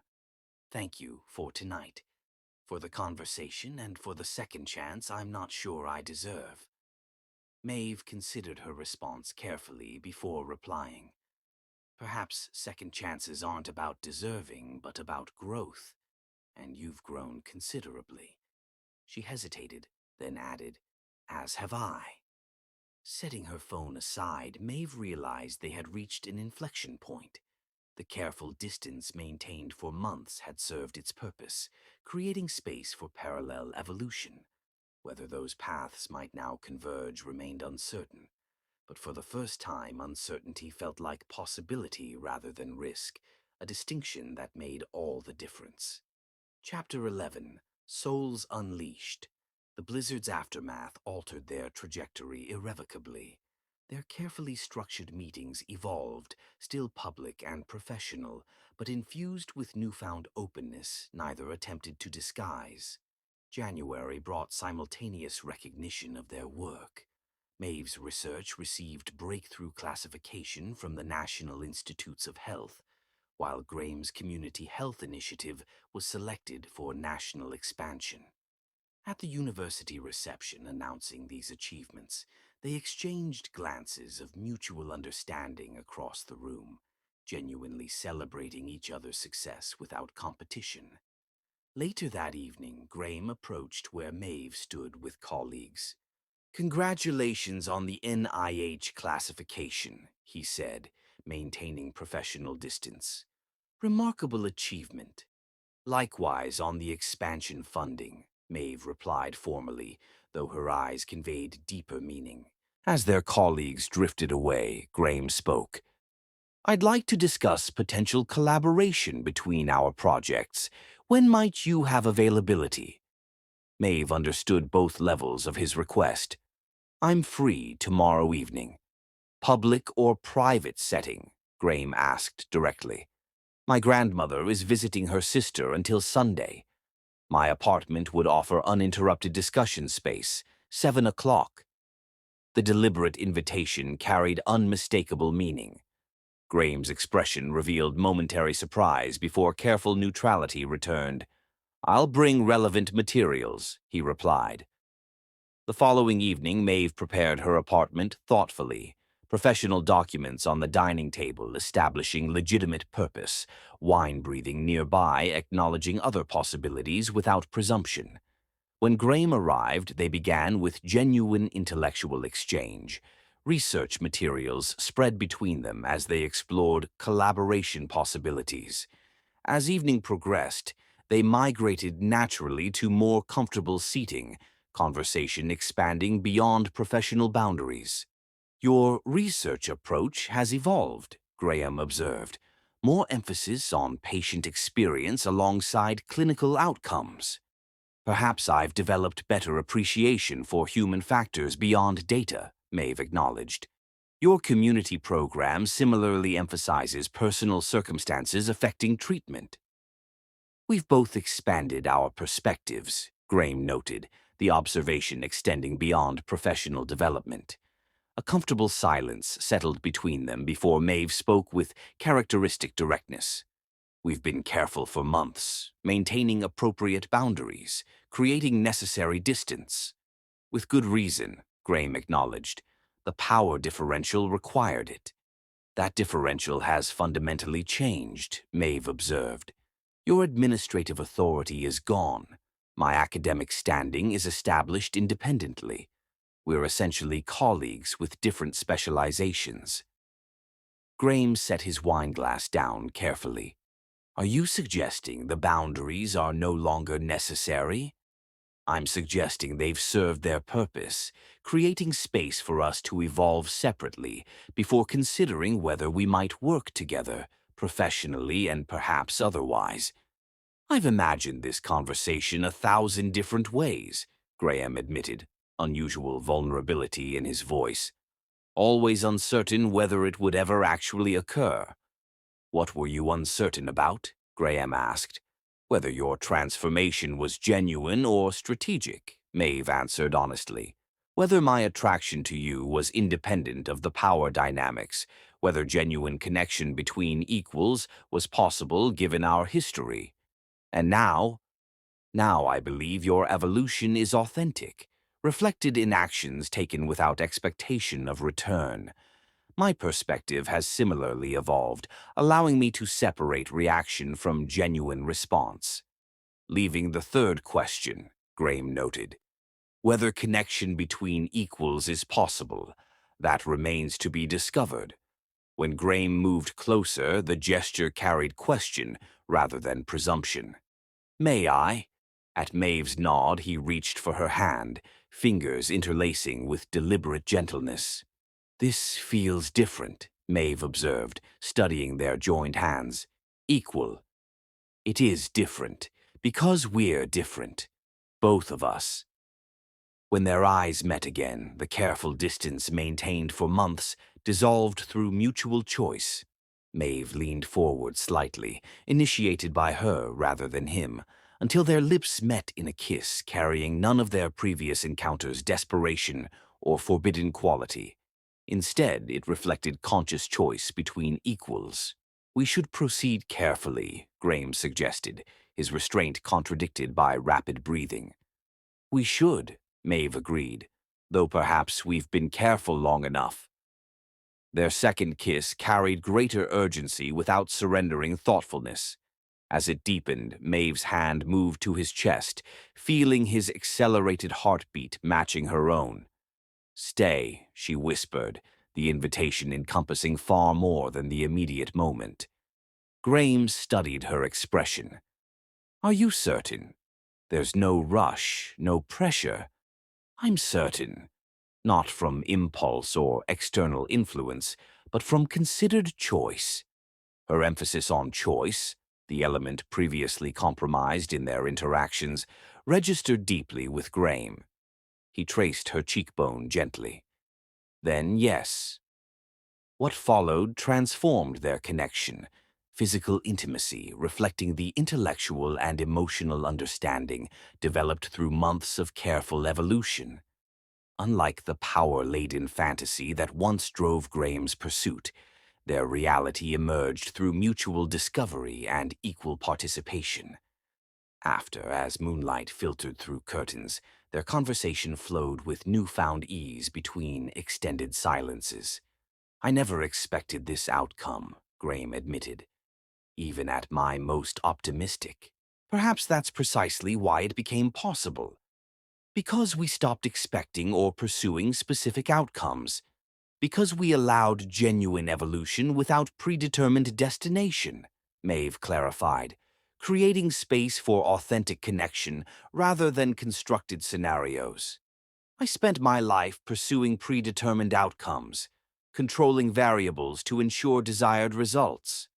And now I'm learning to appreciate unplanned discoveries, he said, drawing her closer.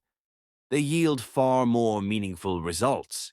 As night deepened, their conversation drifted between professional collaboration possibilities, personal reflections, and comfortable silences requiring no verbal filling. The integration felt natural, intellectual connection enhanced rather than replaced by physical intimacy. Near dawn, as Maeve drifted toward sleep, Graham whispered against her hair, "Thank you for the second chance I never expected." Not a second chance, Maeve corrected sleepily. A different first opportunity. Between who we are now, not who we were then. The distinction resonated deeply with Graham, who remained awake long after. Their journey from problematic power dynamics through careful separation to this unexpected integration reflected more significant evolution than any strategic pursuit could have achieved. In choosing to become worthy rather than merely wanting, he had discovered something far more valuable than possession or control. And in requiring genuine equity rather than accepting imbalanced pursuit, Maeve had created possibility for authentic connection neither could have anticipated. Mourning would bring practical considerations, professional boundaries, external perceptions requiring careful navigation. But in the pre-dawn quietness, with Maeve sleeping trustingly against him, Graham acknowledged the profound truth he'd avoided articulating. He had fallen in love with her, not with possession or fantasy, but with the remarkable woman whose intelligence, integrity, and courage had transformed him through their very challenge. For the first time in his life, Graham Smith found himself content with uncertainty, trusting the journey rather than demanding guaranteed destination. Chapter 12. Passionate Night. Spring arrived with transformations beyond nature's renewal. The university implemented structural reforms addressing power dynamics. Graham's community health initiative expanded to 3 additional neighborhoods, while Maeve's research received international recognition and substantial funding. Their relationship evolved with similar progression, private connection balanced with professional boundaries, neither hidden nor flaunted. They appeared together at academic functions as respected colleagues whose work intersected productively, deeper connection evident only through occasional glances or brief touches. In private, they discovered complementary rhythms, extending beyond intellectual alignment. Their shared passion for medicine created common purpose, transcending personal attraction, though that element continued deepening with each encounter. On a beautiful April evening, Graham suggested dinner at Aurelia, the restaurant where he had made his disastrous proposition months earlier. "Are you sure that's wise?" Maeve asked, eyebrow raised. "Precisely because it isn't," Graham replied. "Some ghosts deserve proper exorcism." Instead of the private dining room, Graham requested a table in the main restaurant, visible, public, transparent. Their conversation flowed easily between professional developments and personal reflections. When Graham excused himself briefly near dessert, Maeve found herself contemplating their extraordinary evolution from problematic power dynamics to balanced connection. Upon his return, something in Graham's expression had shifted, subtle intensity beneath his composed demeanor. "Is everything all right?" Maeve asked. "Better than all right, though I find myself unexpectedly nervous." "About what?" Graham took a measured breath. "I've been considering a significant transition. I've accepted a position with Doctors Without Borders, starting this summer." Surprise rendered Maeve momentarily speechless. "That's unexpected, though perhaps it shouldn't be, given your recent focus on underserved communities. The program needs someone to establish neurological screening protocols in regions with limited resources, particularly for early detection of conditions with prevention potential." Understanding dawned gradually. "You're implementing my research protocols." "With appropriate attribution and compensation," Graham confirmed. "The connection between our work made me uniquely qualified." Maeve studied him, recognizing deeper motivation. "This isn't about career advancement." "No," he acknowledged. "It's about purpose, using privilege for meaningful impact rather than institutional control." "When do you leave?" she asked, maintaining composure despite conflicting emotions. 8 weeks, enough time for transition planning and required training." "There's something else," Graham continued, placing a small envelope on the table. "Something I've been considering even longer than the Doctors Without Borders opportunity." Inside, Maeve found architectural renderings, plans for a medical research facility with dual focus on neurological markers and community implementation. The proposed location spanned several developing regions corresponding with his upcoming assignment. It's a proposal, Graham explained, for a joint research initiative combining your protocols with practical implementation strategies. The facility would serve as both research headquarters and training center for regional medical professionals. Examining the documents, Maeve discovered detailed funding structures, governance plans, and implementation timelines, all meticulously constructed to ensure equal partnership rather than hierarchical control. This is extraordinarily comprehensive, she noted, professional admiration mixing with personal impact. The practical aspects required careful consideration, Graham acknowledged. But the essential question is simpler. He reached across the table, taking her hand. Will you consider joining me? Not immediately. You have research to complete first, but eventually, perhaps within a year, when your clinical trials reach implementation stage. The proposal's layered nature wasn't lost on Maeve. Professional collaboration intertwined with personal commitment, both constructed with careful attention to equality. This represents significant investment, she observed. The funding structure ensures mutual governance, Graham explained, neither of us controlling the other, both contributing unique expertise toward shared purpose. The deliberate power balance reflected how profoundly he had integrated her earlier criticisms about control and acquisition. I need time to consider, Maeve said finally, both professionally and personally. Of course, Graham agreed. Take whatever time you need. At her apartment door, Maeve made an unexpected decision. Come inside. There's something I want to tell you. Inside, she moved toward the window before speaking. I received an offer from Johns Hopkins last week, director position for their new neurological research division. Exceptional funding, complete academic freedom, 5-year commitment.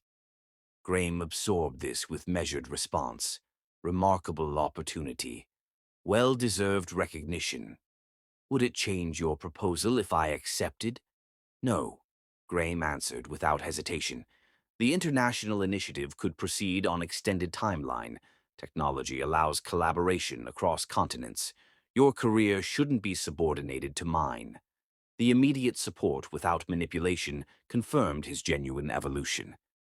I declined the position yesterday, she said, before knowing about your proposal. Surprise registered briefly. May I ask why? Because while prestigious, it didn't align with my deeper purpose, Maeve explained. Publishing papers for academic recognition versus implementing protocols that might prevent what happened to my grandmother. The choice became clear. She moved closer. I've been considering international implementation for months. Your proposal provides structure for what I've already been contemplating independently. The synchronicity of their separate evolutions toward common purpose hung between them. Organic convergence through parallel transformation. Does that mean, Graham began carefully, it means I'm open to exploring the possibility, both professional and personal dimensions. As understanding settled between them, Maeve closed the remaining distance, her kiss carrying both acceptance and promise. Graham responded with restrained passion, following her lead rather than asserting control. When they separated briefly, Maeve whispered, "Stay tonight." Unlike their first night together, this encounter carried deeper meaning beyond physical connection. Each touch reflected accumulated understanding, developed through months of careful evolution, desire heightened by genuine knowledge rather than fantasy. Their passion built gradually, neither rushing but savoring each moment of discovery. When they finally joined completely, the experience transcended physical satisfaction, a connection of intellectual understanding, emotional resonance, and physical communion. Afterward, as moonlight filtered through the curtains, they lay together in peaceful silence, their physical intimacy mirroring the mental and emotional bond developed through their journey. I never imagined this outcome, Graham admitted, voice carrying wonder rather than triumph. When I first saw you in that auditorium, I couldn't have conceived of this evolution. Because you were thinking in terms of acquisition rather than partnership, Maeve observed without judgment. We've both expanded our vision, Graham noted, fingers tracing patterns along her shoulder. Through necessary separation, Maeve agreed, creating space for parallel evolution before potential convergence. Near dawn, Graham shifted to face her directly. I need to say something. Something I've been careful not to express prematurely. I love you, he said simply. Not as possession or achievement, but as the remarkable person you are. Your brilliance, integrity, courage, especially in demanding better from me when it would have been easier to accept less. The declaration carried no expectation of reciprocation, simply honest acknowledgement of evolved truth. Maeve traced his jawline gently. I've been approaching that recognition myself, though cautiously, given our complicated history. As you should, Graham acknowledged. Some journeys require careful navigation. But the destination can be worth the difficult path, Maeve completed, drawing him closer. I love you too, Graham, not despite our complicated beginning, but partially because of how we transformed it into something authentic. Their kiss sealed not conclusion, but commencement, transition from past complexity through present connection toward future partnership. Neither could have anticipated when their paths first crossed. Outside, sunrise illuminated the city, paralleling their journey from darkness through dawn toward daylight's potential.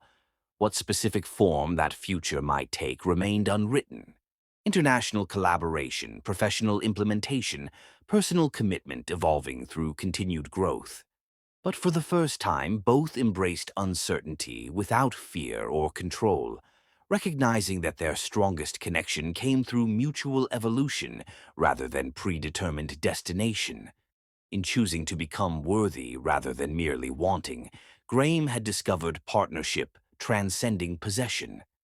In requiring genuine equality rather than accepting power imbalance, Maeve had created possibility for authentic connection neither could have initially imagined.